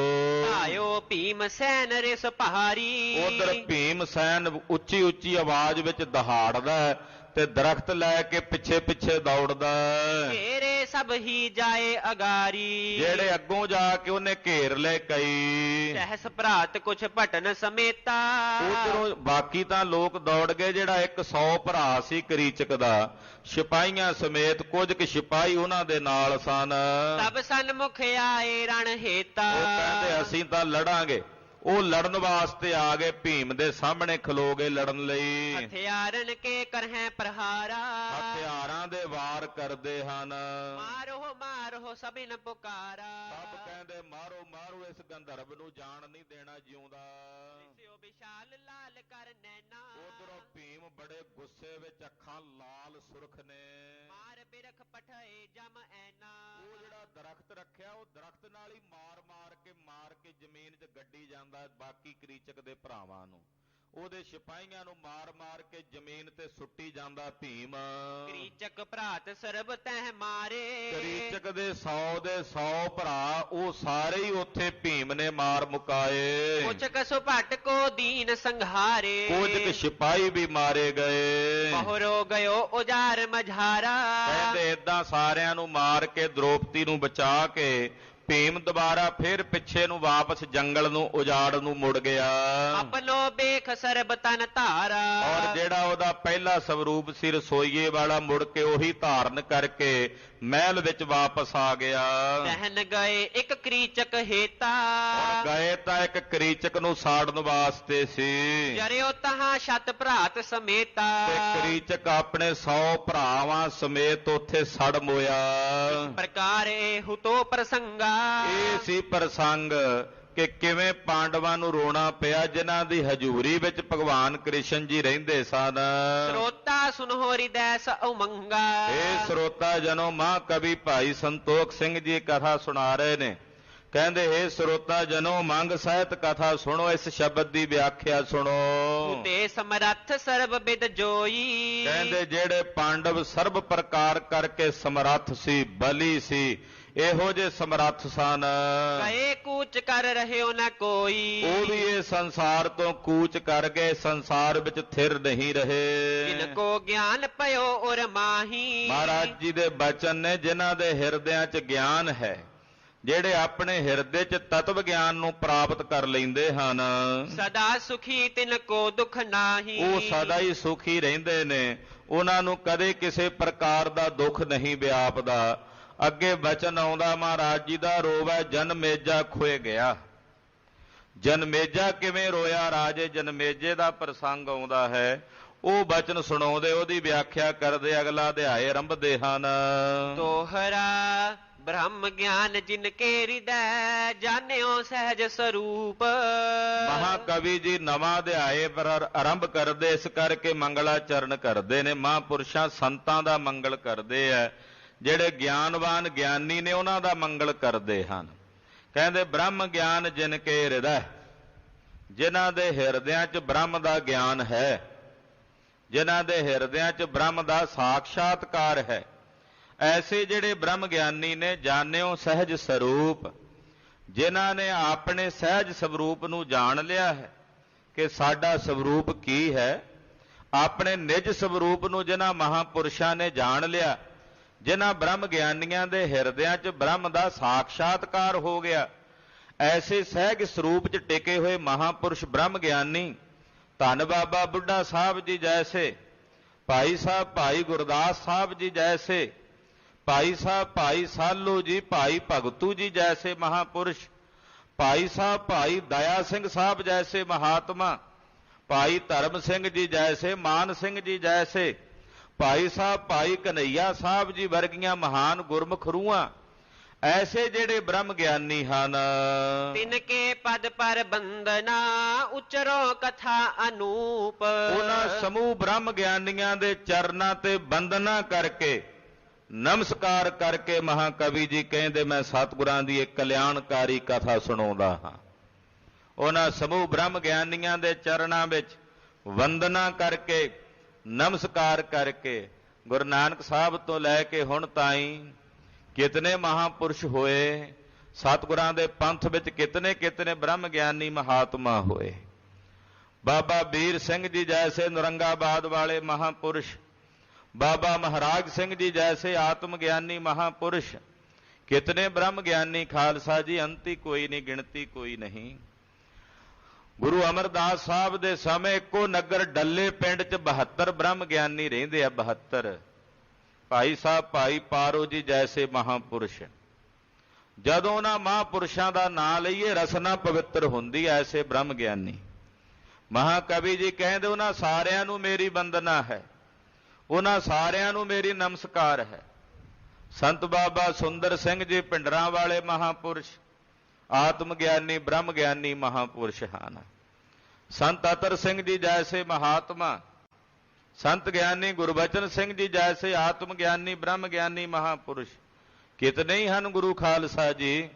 ਅੱਜ ਕਹਿੰਦੇ ਕੋਈ ਸੰਤ ਨਹੀਂ ਹੁੰਦਾ, ਕੋਈ ਮਹਾਤਮਾ ਨਹੀਂ ਹੁੰਦਾ, ਨਹੀਂ ਹੁੰਦਾ। ਨਾਸਤਕਾਂ ਵਾਸਤੇ ਨਾ ਪਹਿਲਾਂ ਕਦੇ ਕੋਈ ਸੰਤ ਸੀ, ਨਸ਼ਰਦਕ ਲੋਕਾਂ ਵਾਸਤੇ ਅੱਜ ਵੀ ਕੋਈ ਸੰਤ ਨਹੀਂ, ਤੇ ਆਉਣ ਵਾਲੇ ਸਮੇਂ ਵਿੱਚ ਵੀ ਉਹਨਾਂ ਵਾਸਤੇ ਕੋਈ ਸੰਤ ਨਹੀਂ ਹੋਣਾ, ਕਿਉਂਕਿ ਅੰਨੇ ਬੰਦੇ ਵਾਸਤੇ ਕਦੇ ਸੂਰਜ ਚੜ੍ਹਿਆ ਹੀ ਨਹੀਂ ਹੈ, ਨਾ ਪਹਿਲਾਂ ਨਾ ਹੁਣ ਨਾ ਅੱਗੇ ਚੜ੍ਹਨਾ। ਉੱਲੂਆਂ ਵਾਸਤੇ ਤਾਂ ਨਹੀਂ ਕਦੇ ਸੂਰਜ ਚੜ੍ਹਦਾ, ਉਹਨਾਂ ਵਾਸਤੇ ਤਾਂ ਜਦੋਂ ਸੂਰਜ ਚੜ੍ਹਦਾ ਹਨੇਰਾ ਪੈ ਜਾਂਦਾ, ਉਹਨਾਂ ਨੂੰ ਦਿਸਦਾ ਹੀ ਨਹੀਂ ਹੈ ਚਾਨਣਾ। ਇਸ ਕਰਕੇ ਨਹੀਂ ਮਿਲਿਆ ਜਿਨ੍ਹਾਂ ਨੂੰ ਕੋਈ ਉਹ ਏਦਾਂ ਗੱਲਾਂ ਕਰਦੇ, ਕਰੀ ਜਾਣ ਭਾਈ। ਜਿਨ੍ਹਾਂ ਨੂੰ ਮਿਲੇ ਆ ਉਹ ਕਹਿੰਦੇ ਆ ਉਹਨਾਂ ਮਹਾਂਪੁਰਸ਼ਾਂ ਨੂੰ, ਉਹਨਾਂ ਬ੍ਰਹਮ ਗਿਆਨੀਆਂ ਨੂੰ। ਗਿਆਨੀ ਸੰਤ ਸਿੰਘ ਜੀ ਜਿਹੜੇ ਸੱਚਖੰਡ ਸ੍ਰੀ ਹਰਿਮੰਦਰ ਸਾਹਿਬ ਦੇ ਹੈੱਡ ਗ੍ਰੰਥੀ ਸਨ, ਜਿਨ੍ਹਾਂ ਕੋਲੋਂ ਮਹਾਕਵੀ ਕਵੀ ਰਾਜ ਭਾਈ ਸੰਤੋਖ ਸਿੰਘ ਜੀ ਨੇ ਵਿੱਦਿਆ ਲਈ ਹੈ, ਜਿਨ੍ਹਾਂ ਨੇ ਸੋਨੇ ਦੀ ਸੇਵਾ ਕਰਵਾਈ ਮਹਾਰਾਜਾ ਰਣਜੀਤ ਸਿੰਘ ਜੀ ਦੇ ਸਮੇਂ, ਐਸੇ ਮਹਾਂਪੁਰਸ਼ ਗਿਆਨੀ ਸੰਤ ਸਿੰਘ ਜੀ ਜੈਸੇ ਕਿ ਉਹ ਬ੍ਰਹਮ ਗਿਆਨੀ ਨਹੀਂ। 70 ਸਾਲ ਜਿਨ੍ਹਾਂ ਨੇ ਸਰੰਦਾ ਲੈ ਕੇ ਗੁਰੂ ਰਾਮਦਾਸ ਸਾਹਿਬ ਦੇ ਦਰਬਾਰ ਵਿੱਚ ਬਾਬਾ ਸ਼ਾਮ ਸਿੰਘ ਜੀ ਜੈਸੇ ਕੀਰਤਨੀਆਂ ਕੀਰਤਨ ਕੀਤਾ ਕਿ ਉਹ ਬ੍ਰਹਮ ਗਿਆਨੀ ਨਹੀਂ। ਬਿਨਾਂ ਨਾਗਾ ਨਿਸ਼ਕਾਮ ਸੇਵਾ ਬਾਬਾ ਸ਼ਾਮ ਸਿੰਘ ਸਾਹਿਬ ਜੀ ਨੇ ਕੀਤੀ ਹੈ। ਕੈਸੇ ਕੈਸੇ ਮਹਾਂਪੁਰਸ਼ ਬਾਬਾ ਹੀਰਾ ਸਿੰਘ ਜੀ ਜੈਸੇ ਗੁਰੂ ਕੇ ਕੀਰਤਨੀਏ, ਇਹ ਆਤਮ ਗਿਆਨੀ ਬ੍ਰਹਮ ਗਿਆਨੀ ਹਨ। ਉਹਨਾਂ ਸਾਰਿਆਂ ਦੇ ਚਰਨਾਂ ਤੇ ਵੰਦਨਾ ਹੈ, ਸਮੂਹ ਦੇ ਚਰਨਾਂ ਤੇ ਨਮਸਕਾਰ ਹੈ। ਕਬੀਰ ਜੀ, ਰਵਿਦਾਸ ਜੀ, ਸਦਨਾ ਜੀ, ਸੈਣ ਜੀ, ਰਾਮਾਨੰਦ ਜੀ, ਪੀਪਾ ਜੀ, ਇਹ ਸਾਰੇ ਮਹਾਂਪੁਰਸ਼ ਬ੍ਰਹਮ ਗਿਆਨੀ ਹਨ। ਭੱਟ ਨਲ ਜੀ, ਮਥਰਾ ਜੀ, ਇਹ ਭੱਟ ਗੁਰੂ ਸਾਹਿਬ ਜੀ ਦੇ ਗੁਰੂ ਖਾਲਸਾ ਜੀ ਬ੍ਰਹਮ ਗਿਆਨੀ ਹਨ। ਸਮੂਹ ਦੇ ਚਰਨਾਂ 'ਚ ਬਾਬਾ ਸੁੰਦਰ ਜੀ ਦੇ ਚਰਨਾਂ ਤੇ, ਜਿਨ੍ਹਾਂ ਦੀ ਬਾਣੀ ਗੁਰੂ ਗ੍ਰੰਥ ਸਾਹਿਬ ਵਿੱਚ ਸਤਿਗੁਰਾਂ ਨੇ ਦਰਜ ਕੀਤੀ ਹੈ, ਬਾਬਾ ਸੱਤਾ ਜੀ ਤੇ ਬਾਬਾ ਬਲਵੰਡ ਜੀ ਜੈਸੇ ਮਹਾਂਪੁਰਸ਼, ਇਹਨਾਂ ਸਾਰਿਆਂ ਨੂੰ ਨਮਸਕਾਰ ਹੈ। ਔਰ ਇਹਨਾਂ ਸਾਰਿਆਂ ਦੇ ਚਰਨਾਂ ਤੇ ਨਮਸਕਾਰ ਕਰਕੇ ਮੈਂ ਗੁਰੂ ਨਾਨਕ ਸਾਹਿਬ ਦੀ ਕਥਾ ਕਹਿੰਦਾ ਹਾਂ, ਐਸੀ ਕਥਾ ਜੋ ਅਨੂਪ ਹੈ, ਉਪਮਾ ਤੋਂ ਰਹਿਤ ਹੈ। ਸ਼੍ਰੀ ਬਾਲਾ ਸੰਧੂਰ ਵਾਚ ਚੌਪਈ, ਸ਼੍ਰੀ ਅੰਗਦ ਸੁਨ ਅਗਲ ਪ੍ਰਸੰਗਾ। ਗੁਰੂ ਅੰਗਦ ਸਾਹਿਬ ਦੇ ਚਰਨਾਂ 'ਚ ਕਥਾ ਹੋ ਰਹੀ ਆ, ਭਾਈ ਬਾਲਾ ਜੀ ਸੁਣਾ ਰਹੇ ਨੇ। ਗੁਰੂ ਕਹਿਣ ਲਗ ਪੁਨ ਤੇ ਸੰਗਾ। ਕਹਿੰਦੇ ਉਸ ਵਕਤ ਜਦੋਂ ਇਹ ਕਥਾ ਕਹੀ ਜਾ ਰਹੀ ਸੀ, ਪਾਂਡਵਾਂ ਦੇ ਪ੍ਰਸੰਗ ਕਹੇ ਜਾ ਰਹੇ ਸਨ। ਜਨਮੇਜੇ ਕੀ ਸੁਨੋ ਕਹਾਣੀ। ਉਹਦੇ ਵਿੱਚ ਫਿਰ ਜਨਮੇਜੇ ਦੀ ਕਥਾ ਸੁਣੋ ਕਿ ਜਨਮੇਜੇ ਦਾ ਪ੍ਰਸੰਗ ਜਿਹੜਾ ਆਉਂਦਾ ਵੀ ਰੋਵੈ ਜਨਮੇਜਾ, ਜਨਮੇਜਾ ਕਿਵੇਂ ਰੋਇਆ, ਰੁਦਨ ਕੀਤਾ, ਇਹਨੂੰ ਕਿਵੇਂ ਦੁੱਖ ਭੋਗਣਾ ਪਿਆ, ਉਹ ਵੀ ਸੁਣੋ ਉਹਦੀ ਕਹਾਣੀ। ਜਿਉਂ ਦੁੱਖ ਪਾਇਓ ਤੇ ਸਭ ਜਾਨੀ। ਜਿਵੇਂ ਜਨਮੇਜੇ ਨੂੰ ਦੁੱਖ ਪ੍ਰਾਪਤ ਹੋਇਆ ਤੇ ਸਾਰੇ ਜਗਤ ਵਿੱਚ ਜਾਣਿਆ ਗਿਆ। ਵੇਦ ਵਿਆਸ ਇੱਕ ਬਾਸੁਰ ਮਾਹੀ। ਰਾਜਾ ਜਨਮੇਜਾ ਦੇ ਮੱਤੀ ਬਰਜ ਬਿਆਸ ਪੜਾਇਆ। ਤਿੰਨ ਕਰ ਜਗ 18 ਘਾਏ, ਕਿਰਤ ਨਾ ਚਲੇ ਚਲਾਇਆ। ਗੁਰੂ ਗ੍ਰੰਥ ਸਾਹਿਬ ਜੀ ਦਾ ਬਚਨ ਹੈ ਕਿ ਜਨਮੇਜੇ ਨੂੰ ਕਿਵੇਂ ਵੇਦ ਵਿਆਸ ਜੀ ਨੇ, ਇਹ ਪ੍ਰਸੰਗ ਇਹ 2 ਪੰਕਤੀਆਂ ਵਿੱਚ ਮਹਾਰਾਜ ਜੀ ਨੇ ਗੁਰੂ ਗ੍ਰੰਥ ਸਾਹਿਬ ਵਿੱਚ ਦਰਜ ਕੀਤਾ। ਪ੍ਰਭਾਤੀ ਰਾਗ ਦੇ ਵਿੱਚ ਇਹ ਪਾਵਨ ਬਚਨ ਆਉਂਦੇ ਹਨ। ਇਹਦੀ ਵਿਆਖਿਆ ਹੁਣ ਅੱਗੇ ਮਹਾਕਵੀ ਜੀ ਕਰ ਰਹੇ ਨੇ। ਕਹਿੰਦੇ ਜਨਮੇਜੇ ਦਾ ਪ੍ਰਸੰਗ ਸੁਣੋ। ਵੇਦ ਵਿਆਸ ਇੱਕ ਬਾਸੁਰ ਮਾਹੀ। ਵੇਦ ਵਿਆਸ ਜੀ ਬੜੇ ਪ੍ਰਸਿੱਧ ਵਿਦਵਾਨ ਹਨ। ਵੇਦਾਂ ਦਾ ਜਿਨ੍ਹਾਂ ਨੇ ਵਿਆਸ ਕੀਤਾ, ਬ੍ਰਹਮ ਸੂਤਰ ਲਿਖੇ ਹਨ, ਵੇਦਾਂ ਦਾ ਵਿਸਥਾਰ ਕੀਤਾ ਹੈ। ਵੇਦਾਂ ਦਾ ਜਿਨ੍ਹਾਂ ਨੇ ਵਿਸਥਾਰ ਕੀਤਾ ਉਹ ਵੇਦ ਵਿਆਸ ਹਨ। ਤੋ ਵੇਦ ਵਿਆਸ ਜੀ ਇੱਕ ਦਿਨ ਦਾ ਬਚਨ ਹੈ। ਬੈਠਿਓ ਹੁਤੋ ਨਿਰਪਤ ਕੇ ਪਾਹੀ। ਇੱਕ ਦਿਨ ਉਹ ਰਾਜੇ ਜਨਮੇਜੇ ਦੀ ਸਭਾ 'ਚ ਬੈਠੇ ਸੀ। ਵੇਦ ਵਿਆਸ ਜੀ ਵਿਦਵਾਨ ਸਨ, ਆਤਮ ਗਿਆਨੀ ਸਨ ਤੇ ਭੂਤਕਾਲ ਭਵਿੱਖ ਦੇ ਗਿਆਤਾ ਵੀ ਸਨ, ਆਤਮ ਗਿਆਨੀ ਜੋ ਸਨ। ਤੋ ਰਾਜੇ ਜਨਮੇਜੇ ਦੀ ਸਭਾ ਦੇ ਵਿੱਚ ਉਹ ਬੈਠੇ ਹੋਏ ਸੀ। ਆਪਣੇ ਪਿਤਰਨ ਕੀ ਦੁੱਖ ਗਾਥਾ। ਹੁਣ ਜਿਹੜੇ ਪਾਂਡਵ ਸੀ ਇਹ ਜਨਮੇਜੇ ਦੇ ਵਡੇਰੇ ਸੀ। ਰਾਜਾ ਜਨਮੇਜਾ ਪਾਂਡਵਾਂ ਦੀ ਵੰਸ਼ ਵਿੱਚੋਂ ਹੀ ਸੀ। ਇਹਦੇ ਵਡੇਰੇ ਸਨ ਪਾਂਡਵ, ਤੇ ਪਾਂਡਵਾਂ ਦਾ ਪ੍ਰਸੰਗ ਸੁਣ ਰਿਹਾ ਸੀ ਵੇਦ ਵਿਆਸ ਜੀ ਨੇ, ਕਿਉਂਕਿ ਮਹਾਭਾਰਤ ਲਿਖੀ ਹੈ। ਉਹ ਸਾਰੀ ਮਹਾਭਾਰਤ ਦੇ ਪ੍ਰਸੰਗ ਜਿਹੜੇ ਸੀ ਉਹ ਰਾਜਾ ਜਨਮੇਜਾ ਸੁਣ ਰਿਹਾ ਸੀ। ਆਪਣੇ ਪੂਰਵਜਾਂ ਦੀ ਕਥਾ, ਆਪਣੇ ਵਡੇਰਿਆਂ ਦੀ ਕਥਾ ਸੁਣ ਰਿਹਾ ਸੀ ਤੇ ਵੇਦ ਵਿਆਸ ਜੀ ਕਥਾ ਸੁਣਾ ਰਹੇ ਸਨ। ਬੂਝਨ ਲੱਗਾ ਤਾਹੇ ਕੇ ਸਾਥਾ। ਪਾਂਡਵ ਕਿਵੇਂ ਦੁਖੀ ਹੋਏ, ਕਿਵੇਂ ਉਹਨਾਂ ਨੂੰ ਵਿਰਾਟ ਦੀ ਸਭਾ 'ਚ ਦੁਖੀ ਹੋਣਾ ਪਿਆ, ਕਿਵੇਂ ਉਹ ਜਿਹੜੇ ਸਨ ਉਹ ਹਾਰ ਗਏ ਸਭ ਕੁਝ ਜੂਏ 'ਚ। ਇਹ ਸਾਰੇ ਪ੍ਰਸੰਗ ਵੇਦ ਵਿਆਸ ਜੀ ਸੁਣਾ ਰਹੇ ਸੀ। ਜਨਮੇਜਾ ਸੁਣ ਰਿਹਾ ਸੀ। ਧਰਮਜ ਜਬ ਹੈ ਜੂਪ ਕੋ ਖੇਲਾ। ਉਹ ਬੋਲਿਆ ਜਨਮੇਜਾ, ਵੇਦ ਵਿਆਸ ਜੀ ਨੂੰ ਪੁੱਛਦਾ ਹੈ, ਕਹਿੰਦਾ ਵੀ ਸਾਡਾ ਜਿਹੜਾ ਵਡੇਰਾ ਸੀ ਯੁਧਿਸ਼ਟਰ, ਉਹ ਤਾਂ ਧਰਮ ਰਾਜੇ ਦਾ ਅਵਤਾਰ ਕਿਹਾ ਜਾਂਦਾ ਸੀ ਵੀ ਉਹ ਧਰਮ ਅਵਤਾਰੀ ਸੀ। ਉਹ ਤਾਂ ਸਿਆਣਾ ਬੜਾ ਸੀ, ਧਰਮ ਦਾ ਅਵਤਾਰ ਉਹਨੂੰ ਕਿਹਾ ਜਾਂਦਾ ਸੀ, ਧਰਮ ਰਾਜੇ ਦਾ ਅਵਤਾਰ ਕਿਹਾ ਜਾਂਦਾ ਸੀ। ਤੇ ਉਹਨੂੰ ਧਰਮਜ ਜਬ ਹੈ ਜੂਪ ਕੋ ਖੇਲਾ, ਉਹ ਜਦੋਂ ਕੈਰਵਾਂ ਦੀ ਸਭਾ 'ਚ ਜਾ ਕੇ ਜੂਆ ਖੇਡਣ ਲੱਗਾ। ਜਿਹ ਤੇ ਬੀਤਿਓ ਕਾਲ ਦੁਹੇਲਾ। ਉਹਨੇ ਜਾ ਕੇ ਜੂਆ ਖੇਡਿਆ ਤੇ ਜੂਆ ਖੇਡਣਾ ਹੀ ਉਹਨਾਂ ਵਾਸਤੇ ਏਡਾ ਦੁੱਖ ਦਾ ਕਾਰਨ ਬਣਿਆ। ਧਰਮੀ ਸੀ ਤੇ ਧਰਮੀ ਬੰਦਾ ਜੂਆ ਖੇਡੇ ਤੇ ਵੇਖੋ ਕਿਤਨੀ ਵਿਪਤਾ 'ਚ ਪੈਣਾ ਪਿਆ ਉਹਨੂੰ ਜੂਆ ਖੇਡਦਿਆਂ। ਕਿਨਹੂ ਬਰਜਨਾ ਤੇ ਕੋ ਕੀਨੋ। ਜਨਮੇਜਾ ਪੁੱਛਦਾ ਵੇਦ ਵਿਆਸ ਨੂੰ, ਕਹਿੰਦਾ ਜਦੋਂ ਜੂਆ ਖੇਡਣ ਲੱਗਾ ਉਹਨੂੰ ਕਿਸੇ ਨੇ ਰੋਕਿਆ ਨਹੀਂ ਵੀ ਤੂੰ ਧਰਮ ਦਾ ਅਵਤਾਰ ਹੈ, ਤੂੰ ਜੂਆ ਕਿਉਂ ਖੇਡਦਾ? ਉਹਨੂੰ ਕਿਸੇ ਨੇ ਵਰਜਿਆ ਨਹੀਂ। ਹਾਲਾਂਕਿ ਕੋਈ ਬੰਦਾ ਜੂਆ ਖੇਡਣ ਲੱਗੇ ਤੇ ਸਿਆਣਾ ਬੰਦਾ ਕੋਲੋਂ ਮੱਤ ਦੇ ਦਿੰਦਾ ਉਹ ਨਾ ਖੇਡ। ਕਹਿੰਦੇ ਉਹਨਾਂ ਨੂੰ ਕੋਈ ਬੰਦਾ ਟੱਕਰਿਆ ਹੀ ਨਹੀਂ ਇਹੋ ਜਿਹਾ ਜਿਹੜਾ ਉਹਨਾਂ ਨੂੰ ਮੱਤ ਦਿੰਦਾ ਵੀ ਤੁਸੀਂ ਜੂਆ ਨਾ ਖੇਡੋ। ਆਪਣੇ ਵਡੇਰਿਆਂ ਦੀ ਕਥਾ ਦੇ ਕਿੰਤੂ ਕਰ ਰਿਹਾ। ਕਹਿੰਦਾ ਇੰਨੇ ਦੁਖੀ ਹੋਏ ਹੋ, ਕਿਵੇਂ ਕਿਵੇਂ ਦੁੱਖਾਂ ਤਕਲੀਫਾਂ 'ਚ ਉਹਨਾਂ ਨੂੰ ਲੰਘਣਾ ਪਿਆ, ਕਿੱਡੀ ਮਹਾਭਾਰਤ ਦਾ ਜੰਗ ਲੜਨਾ ਪਿਆ। ਸਾਰਿਆਂ ਦਾ ਮੂਲ ਕਾਰਨ ਤਾਂ ਜੂਆ ਹੀ ਸੀ ਨਾ ਜੂਆ ਖੇਡਦੇ ਤੇ ਨਾ ਇੱਥੇ ਤੱਕ ਨੌਬਤਾਂ ਆਉਂਦੀਆਂ। ਉਹ ਕਹਿਣ ਲੱਗੇ ਵੀ ਉਹਨੇ ਜਦੋਂ ਜੂਆ ਖੇਡਣ ਲੱਗੇ ਕਿ ਉਹਨਾਂ ਨੂੰ ਕਿਸੇ ਨੇ ਰੋਕਿਆ ਨਹੀਂ, ਕਿਸੇ ਨੇ ਵਰਜਿਆ ਨਹੀਂ ਵੀ ਜੂਆ ਨਾ ਖੇਡੋ। ਗਹਿਓ ਕੁਕਰਮ ਜੋ ਧਰਮ ਪ੍ਰਬੀਨੋ। ਨਾਲੇ ਉਹ ਏਡਾ ਵੱਡਾ ਧਰਮੀ ਸੀ, ਯੁਧਿਸ਼ਟਰ ਧਰਮ ਦਾ ਅਵਤਾਰ ਉਹਨੂੰ ਕਿਹਾ ਜਾਂਦਾ ਸੀ। ਇਹੋ ਜਿਹਾ ਕੁਕਰਮ ਜਦੋਂ ਕਰਨ ਲੱਗਾ ਕਿਸੇ ਨੇ ਉਹਦਾ ਹੱਥ ਨਹੀਂ ਫੜਿਆ ਵੀ ਤੂੰ ਆਹ ਕੰਮ ਨਾ ਕਰ। ਸ਼ੁਭ ਸ਼ੁਭਾਏ ਸਤਬਾਦੀ ਸੋਈ। ਉਹ ਤਾਂ ਬੜੇ ਸ਼ੁਭ ਸੁਭਾਅ ਵਾਲਾ ਸੀ, ਲੋਕਾਂ ਦੀ ਗੱਲ ਮੰਨਦਾ ਸੀ। ਜੇ ਕੋਈ ਅਕਲ ਦੀ ਮੱਤ ਦਿੰਦਾ ਉਹ ਸਿਆਣਾ ਸੀ, ਮੰਨ ਲੈਂਦਾ ਸੀ। ਤੇ ਉਹਦਾ ਇਹੋ ਜਿਹਾ ਸ਼ੁਭ ਸੁਭਾਅ ਸੀ, ਸਤਵਾਦੀ ਸੀ। ਐਸੀ ਬੁੱਧ ਕਾਸ ਤੇ ਹੋਈ। ਹੇ ਵੇਦ ਵਿਆਸ ਜੀ, ਉਹਦੀ ਬੁੱਧੀ ਕਿਉਂ ਮਾਰੀ ਗਈ? ਉਹਦੀ ਮੱਤ ਤੇ ਕਿਉਂ ਪੜਦਾ ਪੈ ਗਿਆ? ਐਡਾ ਵੱਡਾ ਧਰਮੀ ਸੀ ਯੁਧਿਸ਼ਟਰ, ਉਹਦੀ ਅਕਲ ਤੇ ਵੱਡਾ ਐਡਾ ਪੜਦਾ ਕਿਉਂ ਪੈ ਗਿਆ? ਜਨਮੇਜਾ ਪੁੱਛਦਾ, ਕਿਉਂਕਿ ਜਨਮੇਜੇ ਦੇ ਵਡੇਰੇ ਸੀ ਇਹ ਪਾਂਡਵ। ਕਹਿੰਦਾ ਮੈਂ ਕਥਾ ਸੁਣ ਰਿਹਾ ਉਹਨਾਂ ਦੀ, ਮੈਨੂੰ ਤਾਂ ਇਸ ਗੱਲੋਂ ਹੈਰਾਨੀ ਹੋ ਰਹੀ ਹੈ ਵੀ ਉਹਨਾਂ ਨੇ ਏਡੀ ਵੱਡੀ ਮੂਰਖਤਾ ਕਿਉਂ ਕੀਤੀ ਵੀ ਜੂਏ 'ਚ ਜੇ ਪਹਿਲਾਂ 2-4 ਬਾਜ਼ੀਆਂ ਹਾਰ ਗਏ ਫਿਰ ਅੱਗੇ ਨਾ ਖੇਡਦੇ। ਜਦੋਂ ਪਹਿਲਾਂ ਖੇਡਣ ਲੱਗੇ ਕਿ ਉਹਨਾਂ ਨੂੰ ਕਿਸੇ ਨੇ ਮੱਤ ਨਹੀਂ ਦਿੱਤੀ, ਨਾਲੇ ਕਹਿੰਦੇ ਸੀ ਉਹ ਬੜਾ ਧਰਮੀ ਆ, ਧਰਮ ਰਾਜੇ ਦਾ ਅਵਤਾਰ ਕਿਹਾ ਜਾਂਦਾ ਉਹਨੂੰ, ਉਹਨੇ ਕਿਸੇ ਦੀ ਗੱਲ ਨਹੀਂ ਮੰਨੀ, ਉਹਦੀ ਮੱਤ ਤੇ ਪੜਦਾ ਕਿਉਂ ਪਿਆ।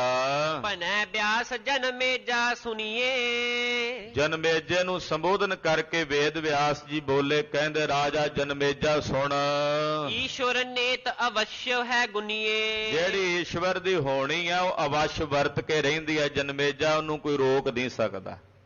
ਹੋਣੀ ਬੜੀ ਪ੍ਰਬਲ ਹੈ, ਹੋਣੀ ਜਿਹੜੀ ਹੈ ਉਹ ਵਰਤ ਕੇ ਰਹਿੰਦੀ ਆ, ਉਹਨੂੰ ਨਹੀਂ ਕੋਈ ਰੋਕ ਸਕਦਾ, ਵਰਜ ਸਕਦਾ। ਦੋਹਰਾ ਕੋਟ ਉਪਾਵਨ ਕੋ ਕਰੈ, ਕੈਸੋ ਸਿਆਣਾ ਹੋਏ। ਕਰੋੜਾਂ ਕੋਈ ਉਪਾਅ ਕਰੇ ਤੇ ਕੋਈ ਜਿੰਨਾ ਮਰਜੀ ਸਿਆਣਾ ਹੋਵੇ, ਜਿੰਨਾ ਮਰਜੀ ਸੂਝਵਾਨ ਬੁੱਧੀਮਾਨ ਹੋਵੇ।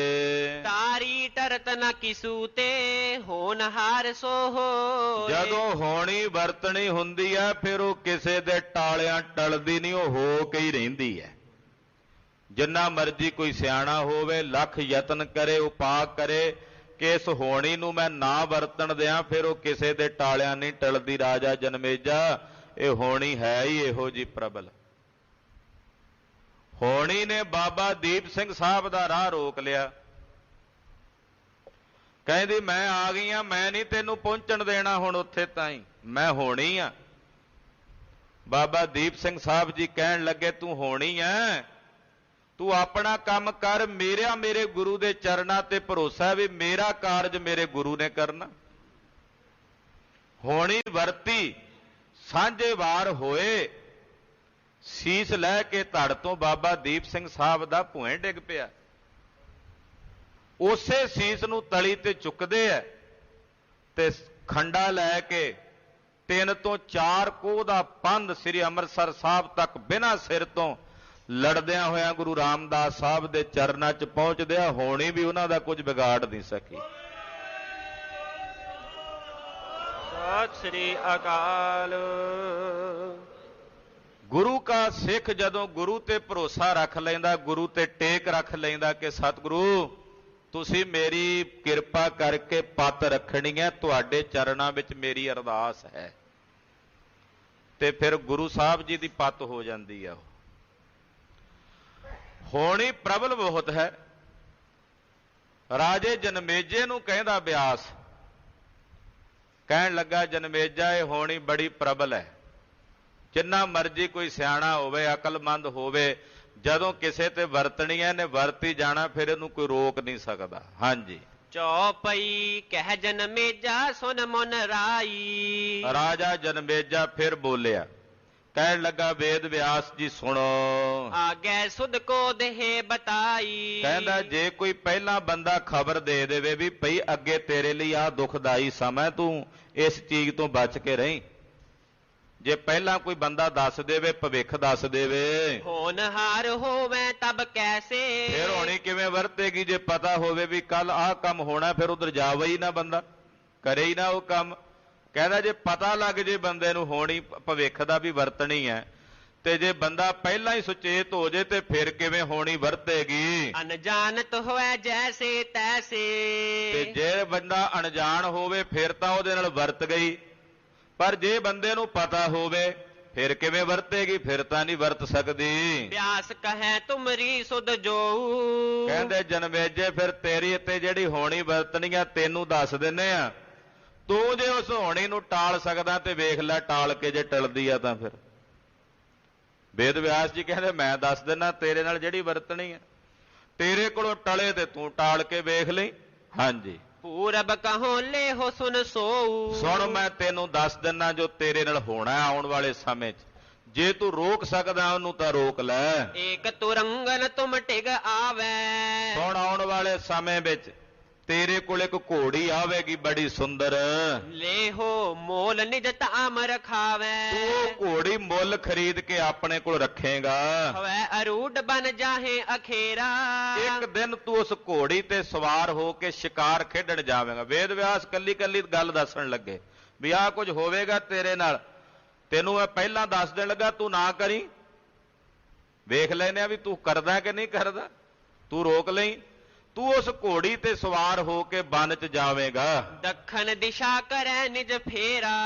ਔਰ ਤੂੰ ਆਪਣੇ ਆਪ ਨੂੰ ਰੋਕਦਾ ਹੋਇਆ ਵੀ ਨਹੀਂ ਰੋਕ ਸਕੇਗਾ। ਤੂੰ ਦੱਖਣ ਦਿਸ਼ਾ ਨੂੰ ਜਦੋਂ ਜਾਏਗਾ, ਅਧਿਕ ਸ਼ਰਮ ਪਾਵੈ ਤਿਸ ਬੇਰਾ। ਇੱਕ ਤਲਾਬ ਦੇ ਕੰਢੇ ਤੇ ਤੂੰ ਥਕੇਵੇਂ ਕਰਕੇ ਪੈ ਜਾਵੇਂਗਾ।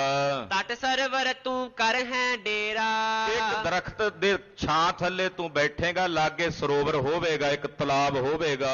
ਤੋਹਰਾ ਇਕੱਲੋ ਬਨ ਮੈਂ ਸੋਵਈ, ਸਰਵਰ ਨਿਕਸ ਤੁਰੰਗ। ਤੇਰੇ ਨਾਲ ਤੇਰੀ ਕੋਈ ਫੌਜ ਦਾ ਬੰਦਾ ਨਹੀਂ ਹੋਵੇਗਾ ਵੀ ਤੂੰ ਕੱਲਾ। ਘੋੜੀ ਤੇਰੀ ਉੱਥੇ ਹੋਵੇਗੀ। ਉਸੇ ਤਲਾਬ ਚੋਂ ਇੱਕ ਘੋੜਾ ਨਿਕਲੇਗਾ। ਤੁਮ ਟਿਕ ਜੋ ਹੋਇ ਬਾਜਨੀ, ਕੇਲ ਕਰੈ ਤਿਹ ਸੰਗ। ਤੇਰੇ ਕੋਲ ਜਿਹੜੀ ਘੋੜੀ ਹੋਵੇਗੀ, ਉਸ ਘੋੜੇ ਨਾਲ ਉਹਦਾ ਸੰਬੰਧ ਹੋਵੇਗਾ। ਚੌਪਈ ਗਰਭ ਰਹਿ ਤੇ ਦੋਏ ਬਸ਼ੇਰਾ। ਔਰ ਘੋੜੀ ਜਿਹੜੀ ਆ ਆਉਣ ਵਾਲੇ ਸਮੇਂ 'ਚ ਫਿਰ ਉਹ ਵਛੇਰਾ ਜਣੇਗੀ, ਉਹਦੇ ਤੋਂ ਵਛੇਰਾ ਪੈਦਾ ਹੋਵੇਗਾ। ਸ਼ਿਆਮ ਕਰਨ ਚੰਦਰ ਦੁੱਤ ਹੇਰਾ। ਉਹ ਜਿਹੜਾ ਵਛੇਰਾ ਹੋਵੇਗਾ, ਉਹਦੇ ਕੰਨ ਦੋਵੇਂ ਕਾਲੇ ਹੋਣਗੇ, ਦੋਵੇਂ ਕੰਨ ਕਾਲੇ ਹੋਣਗੇ। ਬਾਕੀ ਉਹ ਘੋੜਾ ਜਿਹੜਾ ਹੈ ਬੜਾ ਸੁੰਦਰ ਅੰਗਾਂ ਵਾਲਾ ਹੋਵੇਗਾ। ਤੇ ਸੋ ਤਬ ਹੀ ਜਗ ਰਚਾਵ ਹੈ। ਉਸ ਘੋੜੇ ਨੂੰ ਵੇਖ ਕੇ ਤੂੰ ਯੱਗ ਕਰੇਗਾ, ਰਾਜਸੂਹ ਯੱਗ, ਜਿਹਦੇ ਵਿੱਚ ਤੂੰ ਉਹ ਘੋੜਾ, ਕਿਉਂਕਿ ਉਹਨਾਂ ਵੇਲਿਆਂ ਵਿੱਚ ਜਦੋਂ ਰਾਜੇ ਸਾਰੀਆਂ ਸਭਾਵਾਂ ਜਿੱਤ ਲੈਂਦੇ ਸੀ ਇਲਾਕੇ, ਤੇ ਆਪਣਾ ਘੋੜਾ ਛੱਡ ਦਿੰਦੇ ਸੀ ਯੱਗ ਕਰਕੇ। ਜਿੱਥੇ ਜਿੱਥੇ ਉਹ ਘੋੜਾ ਆਪਣੀ ਮਰਜ਼ੀ ਨਾਲ ਫਿਰਦਾ ਸੀ, ਉਹਦਾ ਰਾਜ ਜਦੋਂ ਕਿਸੇ ਇਲਾਕੇ ਦਾ ਕੋਈ ਬੰਦਾ ਉਸ ਘੋੜੇ ਨੂੰ ਫੜਦਾ ਸੀ, ਫਿਰ ਉੱਥੇ ਜੰਗ ਹੁੰਦਾ ਸੀ ਵੀ ਇਹ ਬੰਦਾ ਰਾਜੇ ਜਨਮੇਜੇ ਤੋਂ ਬਾਗੀ ਹੈ, ਇਹਦੇ ਨਾਲ ਲੜਾਈ ਹੋਵੇਗੀ। ਉਹ ਯੱਗ ਕਰਕੇ ਘੋੜਾ ਛੱਡਿਆ ਜਾਂਦਾ ਸੀ।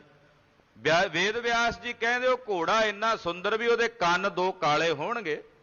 ਉਹਨੂੰ ਵੇਖ ਕੇ ਤੂੰ ਛੱਡੇਗਾ ਉਸ ਘੋੜੇ ਨੂੰ। ਘੋੜਾ ਛੱਡਣ ਤੋਂ ਪਹਿਲਾਂ ਤੂੰ ਯੱਗ ਕਰੇਗਾ, ਬ੍ਰਾਹਮਣਾਂ ਨੂੰ ਬੁਲਾਵੇਂਗਾ। ਬਹੁਤ ਬੇਪਰ ਤੁਮਰੇ ਟਿਗ ਆਵਹਿ। ਬਹੁਤ ਸਾਰੇ ਬ੍ਰਾਹਮਣ ਤੇਰੇ ਘਰ ਵਿੱਚ ਆਉਣਗੇ ਯੱਗ ਕਰਨ ਲਈ। ਤਹਾਂ ਬਿਗਨ ਕੋ ਹੋਵਹਿ ਐਸਾ।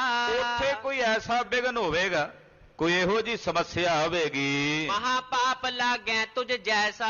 ਕਿ ਉਸ ਵਿਗਨ ਕਰਕੇ ਤੈਨੂੰ ਇੱਕ ਵੱਡਾ ਪਾਪ ਲੱਗੇਗਾ, ਬ੍ਰਾਹਮਣ ਹੱਤਿਆ ਦਾ। ਤੂੰ ਉਹਨਾਂ ਬ੍ਰਾਹਮਣਾਂ ਨੂੰ ਮਾਰੇਗਾ। ਹੋਏ ਵੱਡੋ ਦੁਖ ਭਾਰਤ ਸੁਣੀਏ। ਔਰ ਤੇਰੇ ਸਰੀਰ ਤੇ ਕੋੜ ਹੋ ਜਾਏਗਾ। ਫਿਰ ਉਹਨਾਂ ਬ੍ਰਾਹਮਣਾਂ ਨੂੰ ਮਾਰਨ ਤੋਂ ਬਾਅਦ ਫਿਰ ਤੂੰ ਮੇਰੇ ਕੋਲੋਂ ਮਹਾਭਾਰਤ ਦੀ ਕਥਾ ਸੁਣੇਗਾ, ਕਿਉਂਕਿ ਉਹ ਕੋੜ ਤੇਰਾ ਮਹਾਭਾਰਤ ਦੀ ਕਥਾ ਸੁਣਦਿਆਂ ਦੂਰ ਹੋਣਾ। ਤੈਨੂੰ ਮੈਂ ਮਹਾਭਾਰਤ ਦੀ ਆ ਜਿਹੜੀ ਤੇਰੇ ਵਡੇਰਿਆਂ ਦੀ ਕਥਾ ਹੈ ਇਹ ਸੁਣਾਵਾਂਗਾ। ਕਿਸੂ ਥਾਵ ਤੂੰ ਬਚਨ ਨ ਮਨਈ। ਪਰ ਮਹਾਭਾਰਤ ਦੀ ਕਥਾ ਸੁਣਾਉਂਦਿਆਂ ਸੁਣਾਉਂਦਿਆਂ ਇੱਕ ਜਗ੍ਹਾ ਤੇ ਕਥਾ ਵਿੱਚ ਆਵੇਗਾ ਵਚਨ, ਤੂੰ ਮੰਨੇਗਾ ਨਹੀਂ। ਤੂੰ ਨੱਕ ਚੜਾਏਗਾ ਵੀ ਇਹ ਨਹੀਂ ਹੋ ਸਕਦਾ, ਆਹ ਤਾਂ ਹੋ ਹੀ ਨਹੀਂ ਸਕਦਾ। ਜਿਵੇਂ ਅੱਜ ਕੱਲ ਨਹੀਂ ਕਹਿ ਦਿੰਦੇ ਕਈ ਵਾਰੀ ਕਥਾ ਸੁਣਦੇ, ਆਹ ਤਾਂ ਹੋ ਹੀ ਨਹੀਂ ਸਕਦਾ ਜੀ। ਕਿੰਤੂ ਪਰੰਤੂ ਵਾਲੇ ਹੁੰਦੇ ਆ ਜਿਨ੍ਹਾਂ ਨੇ ਕਦੇ ਸ਼ਰਧਾ ਭਾਵਨਾ ਹੀ ਨਹੀਂ ਰੱਖਣੀ। ਗੁਰੂ ਜਿੱਥੇ ਸ਼ਰਧਾ ਉੱਥੇ ਕਦੇ ਤਰਕ ਨਹੀਂ ਪੈਦਾ ਹੋ ਸਕਦੀ। ਤਰਕ ਦਾ ਬੀਜ ਬੀਜਿਆ ਹੀ ਉੱਥੇ ਜਾਂਦਾ ਜਿੱਥੇ ਸ਼ਰਧਾ ਵਿਹੂਣਾ ਹਿਰਦਾ ਹੋਵੇ। ਕਹਿਣ ਲੱਗੇ ਇੱਕ ਜਗ੍ਹਾ ਤੇ ਤੂੰ ਕਹੇਗਾ ਇਹ ਕਿਵੇਂ ਹੋ ਸਕਦਾ ਕਥਾ ਸੁਣਦਿਆਂ ਸੁਣਦਿਆਂ। ਜਦੋਂ ਕਹਿਆ ਜਾਵੇਗਾ ਨਾ ਕਥਾ ਵਿੱਚ ਕਿ ਭੀਮ ਨੇ 10,000 ਹਾਥੀ ਆਕਾਸ਼ ਵਿੱਚ ਉਡਾ ਦਿੱਤੇ, ਤੂੰ ਆਖੇਗਾ ਉਹ ਮੁੜ ਕੇ ਥੱਲੇ ਹੀ ਨਹੀਂ ਆਏ। ਤੂੰ ਆਖੇਗਾ ਹੋ ਹੀ ਨਹੀਂ ਸਕਦਾ। ਤੂੰ ਨੱਕ ਚੜਾਏਗਾ, ਕੋੜ ਤੇਰੀ ਨੱਕ 'ਚ ਰਹਿ ਜਾਏਗਾ। ਦੁੱਖ ਕੁਛ ਰਹਿ ਪ੍ਰਾਨ ਹੱਤ ਹੋਈ। ਉਸੇ ਨੱਕ ਦੇ ਕੋੜ ਕਰਕੇ ਤੇਰੇ ਪ੍ਰਾਣ ਹੱਤ ਹੋਣਗੇ। ਆਹ ਹੋਣੀ ਤੇਰੇ ਨਾਲ ਵਰਤਣੀ ਹੈ, ਜੇ ਤੂੰ ਰੋਕ ਸਕਦਾ ਤੇ ਰੋਕ ਲੈ। ਵੇਦ ਵਿਆਸ ਜੀ ਕਹਿੰਦੇ ਆਹ ਸਭ ਕੁਝ ਤੇਰੇ ਨਾਲ ਹੋਣਾ। ਇਹ ਜਿਹੜਾ ਹੋਣਾ ਹੈ ਸੋ ਹੋਈ ਹੈ, ਉਹਨੂੰ ਕੋਈ ਨਹੀਂ ਰੋਕ ਸਕਦਾ, ਉਹ ਹੋ ਕੇ ਹੀ ਰਹੇਗਾ। ਤੈਨੂੰ ਅਸੀਂ ਪਹਿਲਾਂ ਦੱਸ ਦਿੱਤਾ, ਤੂੰ ਕਹਿਣਾ ਜੇ ਪਹਿਲਾਂ ਪਤਾ ਹੋਵੇ ਤੇ ਬੰਦਾ ਰੋਕ ਸਕਦਾ। ਆ ਲੈ ਤੈਨੂੰ ਦੱਸ ਦਿੱਤਾ, ਹੁਣ ਜੇ ਤੂੰ ਰੋਕ ਸਕਦਾ ਤੇ ਰੋਕ ਲੈ। ਅਬ ਮੈਂ ਪ੍ਰਗਟ ਕਹੀ ਸਭ ਸੋਈ। ਤੈਨੂੰ ਕੱਲੀ ਕੱਲੀ ਗੱਲ ਦੱਸ ਦਿੱਤੀ ਆ ਪ੍ਰਗਟ ਕਰਕੇ। ਪੂਰਬ ਸੁਧ ਤੁਝ ਦੀਨ ਜਨਾਈ। ਤੇਰੇ ਨਾਲ ਜੋ ਹੋਣਾ ਉਹ ਸਾਰੀ ਸੁਧ, ਉਹ ਸਾਰੀ ਖਬਰ ਮੈਂ ਤੈਨੂੰ ਪਹਿਲਾਂ ਜਣਾ ਦਿੱਤੀ ਐ। ਨਹਿ ਕਰੀਏ ਰਾਖੋ ਚੁਕਸਾਈ। ਤੇ ਹੁਣ ਸਾਵਧਾਨ ਰਹੀ ਜਨਮੇਜੇ, ਏਦਾਂ ਦਾ ਕੰਮ ਨਾ ਕਰੀ। ਪਹਿਲੀ ਗੱਲ ਘੋੜੀ ਨਾ ਖਰੀਦੀ ਕੋਈ, ਕਿਉਂਕਿ ਸ਼ੁਰੂਆਤ ਉੱਥੋਂ ਹੀ ਹੋਣੀ ਹੈ। ਤੂੰ ਯਤਨ ਕਰੀ ਵੀ ਘੋੜੀ ਨਾ ਖਰੀਦੀ ਕੋਈ। ਉੱਥੋਂ ਸ਼ੁਰੂਆਤ ਹੋ ਜਾਣੀ ਹੈ ਸਾਰੀ। ਤੇ ਤੂੰ ਹੁਣ ਹੋ ਜਾ ਸਾਵਧਾਨ, ਚੁਕਸਾਈ ਰੱਖੀ। ਸਾਰੀਆਂ ਗੱਲਾਂ ਮੈਂ ਤੈਨੂੰ ਦੱਸ ਦਿੱਤੀਆਂ ਨੇ। ਜੇ ਘੋੜੀ ਲੈ ਲਵੇਂ ਤੇ ਉਹਦੇ ਤੇ ਸਵਾਰੀ ਨਾ ਕਰੀ, ਸਵਾਰੀ ਕਰੇ ਤੇ ਦੱਖਣ ਦਿਸ਼ਾ ਨੂੰ ਨਾ ਜਾਈ। ਚਲੋ ਜੇ ਦੱਖਣ ਦਿਸ਼ਾ ਨੂੰ ਵੀ ਚਲਾ ਜਾਏ ਤੇ ਫਿਰ ਅੱਗੇ ਹੋਰ ਹੈ, ਫਿਰ ਯੱਗ ਨਾ ਕਰੀ, ਘਰ 'ਚ ਬ੍ਰਾਹਮਣਾਂ ਨੂੰ ਨਾ ਸੱਦੀ। ਬ੍ਰਾਹਮਣ ਸੱਦ ਲਵੇਂ ਤੇ ਬ੍ਰਾਹਮਣਾਂ ਨੂੰ ਸੱਦ ਕੇ ਫਿਰ ਉਹਨਾਂ ਨੂੰ ਮਾਰੀ ਨਾ। ਜੇ ਮਾਰੇ ਵੀ ਜਾਣ ਤੇ ਅੱਗੇ ਹੋਰ ਰਸਤਾ ਕੋੜ ਪਵੇਗਾ। ਤੇ ਮਹਾਭਾਰਤ ਦੀ ਕਥਾ ਸੁਣ ਕੇ ਤੂੰ ਸ਼ੰਕਾ ਨਾ ਕਰੀ। ਹੁਣ ਇਹ ਸਾਰੇ ਕੰਮ ਨੇ, ਹੋ ਜਾ ਚੌਕਸ, ਸਾਵਧਾਨ ਹੋ ਜਾ। ਇਹ ਸਾਰੇ ਕੰਮ ਨਾ ਕਰੀ ਜੋ ਤੈਨੂੰ ਦੱਸੇ ਨੇ। ਤੋਹਰਾ ਸੁਨ ਨਰੇਸ਼ ਬਿਸਮੈ ਪਇਓ, ਬਨਜ ਤਿਆਗ ਦੀਏ ਬਾਜ। ਇਹ ਸੁਣ ਕੇ ਰਾਜਾ ਜਨਮੇਜਾ ਹੈਰਾਨ ਹੋਇਆ ਵੀ ਆਹ ਸਭ ਕੁਝ ਹੋਣਾ ਮੇਰੇ ਨਾਲ। ਉਸੇ ਵੇਲੇ ਆਪਣੇ ਬੰਦਿਆਂ ਨੂੰ, ਵਪਾਰੀਆਂ ਜਿਹੜੇ ਘੋੜੇ ਖਰੀਦਦੇ ਸੀ ਨਾ, ਉਹਨਾਂ ਨੂੰ ਸੱਦਿਆ। ਕਹਿੰਦਾ ਘੋੜੀ ਕੀ, ਘੋੜੇ ਵੀ ਅੱਜ ਤੋਂ ਬਾਅਦ ਨਹੀਂ ਖਰੀਦਣੇ। ਇਹ ਘੋੜਿਆਂ ਨਾਲ ਜਦੋਂ ਘੋੜੇ ਖਰੀਦਾਂਗੇ, ਕੋਈ ਘੋੜੀ ਵੀ ਆ ਗਈ ਤੇ ਖਰੀਦੀ ਗਈ ਤਾਂ ਮਾਰਿਆ ਜਾਵਾਂਗੇ। ਇਹਨੇ ਵਰਗ ਦਿੱਤਾ ਵੀ ਅੱਜ ਤੋਂ ਬਾਅਦ ਕੋਈ ਘੋੜਾ ਨਹੀਂ ਖਰੀਦਣਾ, ਨਾ ਘੋੜੀ ਤੇ ਨਾ ਘੋੜਾ ਖਰੀਦ ਕੇ ਲਿਆਉਣਾ। ਕਾਰਨ ਕੇ ਨਿਰਮੂਲ ਤੇ ਕੈਸੇ ਹੋਵਹਿ ਕਾਜ। ਕਹਿੰਦਾ ਜੇ ਕਾਰਨ ਹੀ ਨਾ ਹੋਵੇਗਾ ਤੇ ਕਿ ਕਾਰਜ ਕਿਵੇਂ ਹੋਵੇਗਾ? ਕਾਰਨ ਹੋਵੇ ਤੇ ਕਾਰਜ ਹੁੰਦਾ। ਘੋੜੀ ਕਾਰਨ ਬਣਨੀ ਹੈ ਸਾਰੇ ਚੀਜ਼ਾਂ ਦਾ। ਕਹਿੰਦਾ ਮੈਂ ਕਾਰਨ ਹੀ ਨਹੀਂ ਪੈਦਾ ਹੋਣ ਦੇਣਾ। ਜੇ ਕਾਰਨ ਹੀ ਨਾ ਹੋਵੇਗਾ ਤੇ ਫਿਰ ਕਿਵੇਂ ਉਹਦੇ ਤੋਂ ਮੂਲ ਪੈਦਾ ਹੋਵੇਗਾ, ਕਾਰਜ ਹੋਵੇਗਾ। ਚੌਪਈ ਜੇ ਨੈ ਬੋਵੈ ਬੀਜ ਅਗਾਰੀ। ਕਹਿੰਦਾ ਜੇ ਬੀਜ ਹੀ ਨਾ ਬੀਜੋ ਪਹਿਲਾਂ, ਕਿਉ ਕੰਟਨ ਦੁਖ ਦੇਹ ਕਟਾਰੀ। ਤੇ ਫਿਰ ਕੰਡੇ ਹੋਣਗੇ ਹੀ ਨਾ। ਜੇ ਪਹਿਲਾਂ ਬੀਜ ਬੀਜਾਂਗੇ ਤੇ ਕੰਡੇ ਵੱਢਣੇ ਪੈਣਗੇ ਨਾ। ਕਹਿੰਦਾ ਆਪਾਂ ਬੀਜ ਹੀ ਨਹੀਂ ਬੀਜਣਾ। ਜੇ ਬੀਜ ਹੀ ਨਾ ਬੀਜਾਂਗੇ ਤੇ ਕਿਵੇਂ ਕੰਡੇ ਕੱਟਣੇ ਪੈਣਗੇ ਦੁੱਖ ਦੇਣ ਵਾਲੇ। ਅਸ ਹੱਠ ਕਰ ਦਿੜ ਕੇਤਿਕ ਕਾਲਾ। ਇਹੋ ਜਿਹਾ ਹੱਠ ਕਰਕੇ ਨੇ ਦ੍ਰਿੜ ਕਰਕੇ ਕੁਝ ਸਮਾਂ ਕਰਿਓ ਬਤੀਤ ਮਹਿਤ ਭੂਪਾਲਾ। ਕੁਝ ਮਹੀਨੇ ਇਹਨੇ ਬਤੀਤ ਕਰ ਲਏ। ਕਹਿੰਦਾ ਹੁਣ ਕੋਈ ਘੋੜਾ ਨਹੀਂ ਖਰੀਦਣਾ। ਆਪਣੇ ਬੰਦਿਆਂ ਨੂੰ, ਮਜੀਰਾਂ ਨੂੰ, ਸਭ ਨੂੰ ਕਹਿ ਦਿੱਤਾ, ਕਿਸੇ ਨੇ ਕੋਈ ਘੋੜਾ ਨਹੀਂ ਖਰੀਦਣਾ। ਕਹਿੰਦੇ ਕੁਝ ਮਹੀਨੇ ਇਸੇ ਤਰ੍ਹਾਂ, ਸਾਲ 1.5-2 ਸਾਲ ਬੀਤ ਗਏ। ਸੈਨਾ ਵਿੱਚ ਬਾਜ ਬਿਨ ਸਾਵ ਹੈ। ਹੁਣ ਫੌਜਾਂ ਸੀ ਜਨਮੇਜੇ ਕੋਲ, ਘੋੜੇ ਮਰਦੇ ਨੇ, ਰੋਜ਼ ਖਰੀਦਣੇ ਵੀ ਪੈਂਦੇ। ਸੈਨਾ ਵਿੱਚ ਘੋੜੇ ਮਰਨ ਲੱਗੇ। ਦੇਵਨੇਤ ਘੋੜਿਆਂ ਵਿੱਚ ਕੋਈ ਬਿਮਾਰੀ ਫੈਲੀ ਤੇ ਬਹੁਤ ਸਾਰੇ ਘੋੜੇ ਮਾਰੇ ਗਏ। ਪੁਨ ਖਰੀਦ ਨੈ ਸੰਗਰ ਲਾਵ ਹੈ। ਹੁਣ ਜਿਹੜੇ ਮਰਦੇ ਸੀ ਉਹਨਾਂ ਜਗ੍ਹਾ ਤੇ ਹੋਰ ਨਵੇਂ ਭਰਤੀ ਕਰਨੇ ਸੀ। ਘੋੜੇ ਨਵੇਂ ਖਰੀਦਣੇ ਬੰਦ ਸੀ। ਘੋੜੇ ਜਿਹੜੇ ਸਨ ਉਹ ਸਮਾਪਤ ਹੋਣ ਲੱਗੇ। ਭਾਈ ਅਲਪਤਾ ਜਬ ਹੈ ਤੁਰੰਗਾ। ਹੁਣ ਸਿਪਾਹੀ ਘੋੜੇ ਬਿਨਾਂ ਕੀ ਕਰਨ? ਘੋੜਿਆਂ ਤੋਂ ਬਿਨਾਂ ਜਿਹੜੇ ਘੋੜਸਵਾਰ ਨੇ ਉਹ ਕਿਵੇਂ ਰਹਿਣ? ਜਦੋਂ ਘੋੜਿਆਂ ਦੀ ਗਿਣਤੀ ਬਹੁਤ ਜ਼ਿਆਦਾ ਘਟ ਗਈ। ਸਚਿਵ ਬੰਦ ਕਰ ਕਹਿ ਨਿਰਪ ਸੰਗਾ। ਵਜ਼ੀਰ ਆ ਗਏ। ਕਈ ਵਾਰੀ ਸਲਾਹਕਾਰ ਮਾੜੇ ਹੁੰਦੇ ਆ। ਰਾਜਾ ਚਾਹਵੇ ਵੀ ਮੈਂ ਇਹ ਕੰਮ ਨਾ ਕਰਾਂ ਤੇ ਵਜ਼ੀਰ ਸਲਾਹਕਾਰ ਆ ਕੇ ਮੱਤਾਂ ਦੇ ਦਿੰਦੇ ਆ। ਵਜ਼ੀਰ ਆ ਗਏ ਇਕੱਠੇ ਹੋ ਕੇ ਰਾਜੇ ਕੋਲ। ਇਉ ਭੂਪਨ ਕੋ ਸਰੈ ਨ ਕਾਜਾ। ਕਹਿਣ ਲੱਗੇ ਤੂੰ ਰਾਜਾ ਜਨਮੇਜਾ, ਜੇ ਰਾਜੇ ਘੋੜੇ ਹੀ ਨਾ ਖਰੀਦਣਗੇ ਤੇ ਘੋੜੇ ਖਰੀਦੇ ਬਿਨਾਂ ਰਾਜਿਆਂ ਦੇ ਕੰਮ ਕਿਵੇਂ ਚੱਲਣਗੇ? ਸੈਨਾ ਦਾ ਕੰਮ ਕਿਵੇਂ ਚੱਲੇਗਾ ਘੋੜਿਆਂ ਤੋਂ ਬਿਨਾਂ? ਤੂੰ ਸਿਆਣਾ ਹੈ, ਜੇ ਤੂੰ ਰਾਜ ਕਰਨਾ ਤੇ ਤੈਨੂੰ ਘੋੜੇ ਤਾਂ ਖਰੀਦਣੇ ਪੈਣਗੇ। ਜਸ ਪ੍ਰਣ ਧਰਿਓ ਆਪ ਮਹਾਰਾਜਾ। ਇਹ ਰਾਜਾ ਤੂੰ ਪ੍ਰਣ ਕਰੀ ਬੈਠਾ ਵੀ ਮੈਂ ਘੋੜੇ ਨਹੀਂ ਖਰੀਦਣੇ। ਏਦਾਂ ਕਿਵੇਂ ਨਿਭੇਗੀ? ਏਦਾਂ ਕਿਵੇਂ ਪੂਰੀ ਹੋਵੇਗੀ? ਬਿਨ ਤੁਰੰਗ ਤੇ ਸੈਨਾ ਕੈਸੀ। ਬਿਨਾਂ ਘੋੜਿਆਂ ਤੋਂ ਕਾਹਦੀ ਸੈਨਾ? ਕੱਲੇ ਪੈਦਲ ਬੰਦੇ ਕੀ ਮਾਰਨਗੇ ਦੁਸ਼ਮਣ ਨੂੰ? ਜੇ ਦੁਸ਼ਮਣ ਨੂੰ ਪਤਾ ਲੱਗ ਗਿਆ ਵੀ ਤੇਰੀ ਫੌਜ ਵਿੱਚ ਘੋੜਸਵਾਰ ਕੋਈ ਨਹੀਂ, ਤੇਰੀ ਸੈਨਾ ਕਮਜ਼ੋਰ ਹੈ, ਦੁਸ਼ਮਣ ਨੇ ਕਰ ਦਿੱਤਾ ਹਮਲਾ, ਤੇ ਫਿਰ ਕੀ ਕਰੇਗਾ ਤੂੰ? ਤੇਰਾ ਰਾਜ ਭਾਗ ਖੋਇਆ ਜਾਏਗਾ। ਤੈਨੂੰ ਇਹ ਗੱਲ ਨਹੀਂ ਚਾਹੀਦੀ, ਤੈਨੂੰ ਇਹ ਪ੍ਰਣ ਨਹੀਂ ਕਰਨਾ ਚਾਹੀਦਾ। ਪਗ ਵਿਹੀਨ ਸਿੰਘਨ ਹੋਇਆ ਜੈਸੀ। ਕਹਿੰਦੇ ਜਿਵੇਂ ਪੈਰਾਂ ਤੋਂ ਬਿਨਾਂ ਸ਼ੇਰ ਕਿਹੜੇ ਕੰਮ ਦਾ? ਸ਼ੇਰ ਦੀਆਂ ਲੱਤਾਂ ਹੀ ਨਾ ਹੋਣ ਉਹ ਕਿਹੜੇ ਕੰਮ ਦਾ? ਜੇ ਸੈਨਾ ਦੇ ਕੋਲ ਘੋੜੇ ਹੀ ਨਹੀਂ ਤੇ ਘੋੜ ਸਵਾਰਾਂ ਬਿਨਾਂ ਕਿਹੜੀ ਸੈਨਾ? ਅਸਵ ਖਰੀਦੋ ਸੈਨਾ ਹੇਤੂ। ਹਾਲੇ ਵੀ ਵੇਲਾ ਹੈ, ਹੇ ਰਾਜਾ ਜਨਮੇਜਾ, ਕੁਝ ਨਹੀਂ ਵਿਗੜਿਆ। ਆਪਣੀ ਸੈਨਾ ਵਾਸਤੇ ਘੋੜੇ ਖਰੀਦ ਲੈ। ਆਪ ਨਾ ਚੜੋ ਬਿਨੀਤ ਨਿਕੇਤੂ। ਤੂੰ ਆਪ ਨਾ ਸਵਾਰੀ ਕਰੀ ਘੋੜਿਆਂ ਦੀ। ਤੇਰੀ ਗੱਲ ਤਾਂ ਤੇਰੀ ਆ ਨਾ, ਸੈਨਾ ਨੂੰ ਤਾਂ ਨਹੀਂ ਕਿਹਾ ਉਹਨੇ, ਵੇਦ ਵਿਆਸ ਨੇ, ਵੀ ਸੈਨਾ ਨਾ ਚੜੇ ਘੋੜਿਆਂ ਤੇ। ਉਹਨਾਂ ਕਿਹਾ ਵੀ ਤੂੰ ਉਹ ਵੀ ਘੋੜੀ ਤੇ ਚੜਨ ਨੂੰ ਕਿਹਾ ਵੀ ਨਾ ਚੜੀ।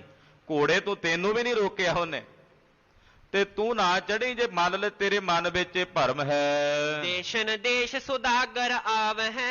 ਵੱਡੇ ਵੱਡੇ ਦੇਸ਼ਾਂ ਚੋਂ ਘੋੜਿਆਂ ਦੇ ਸੁਦਾਗਰ ਆਉਂਦੇ ਨੇ ਘੋੜੇ ਲੈ ਕੇ। ਨਾਮ ਸੋ ਜਸ ਸੁਨ ਤੁਮ ਟਿਗ ਲਿਆਵਹਿ। ਉਹ ਤੇਰਾ ਨਾਂ ਸੁਣਦੇ ਆ ਵੀ ਰਾਜਾ ਜਨਮੇਜਾ ਬੜਾ ਪ੍ਰਤਾਪੀ ਰਾਜਾ, ਬੜੇ ਘੋੜੇ ਖਰੀਦਦਾ। ਉਹ ਲੋਕ ਆਉਂਦੇ ਨੇ ਤੇਰੇ ਕੋਲ ਘੋੜੇ ਲੈ ਕੇ।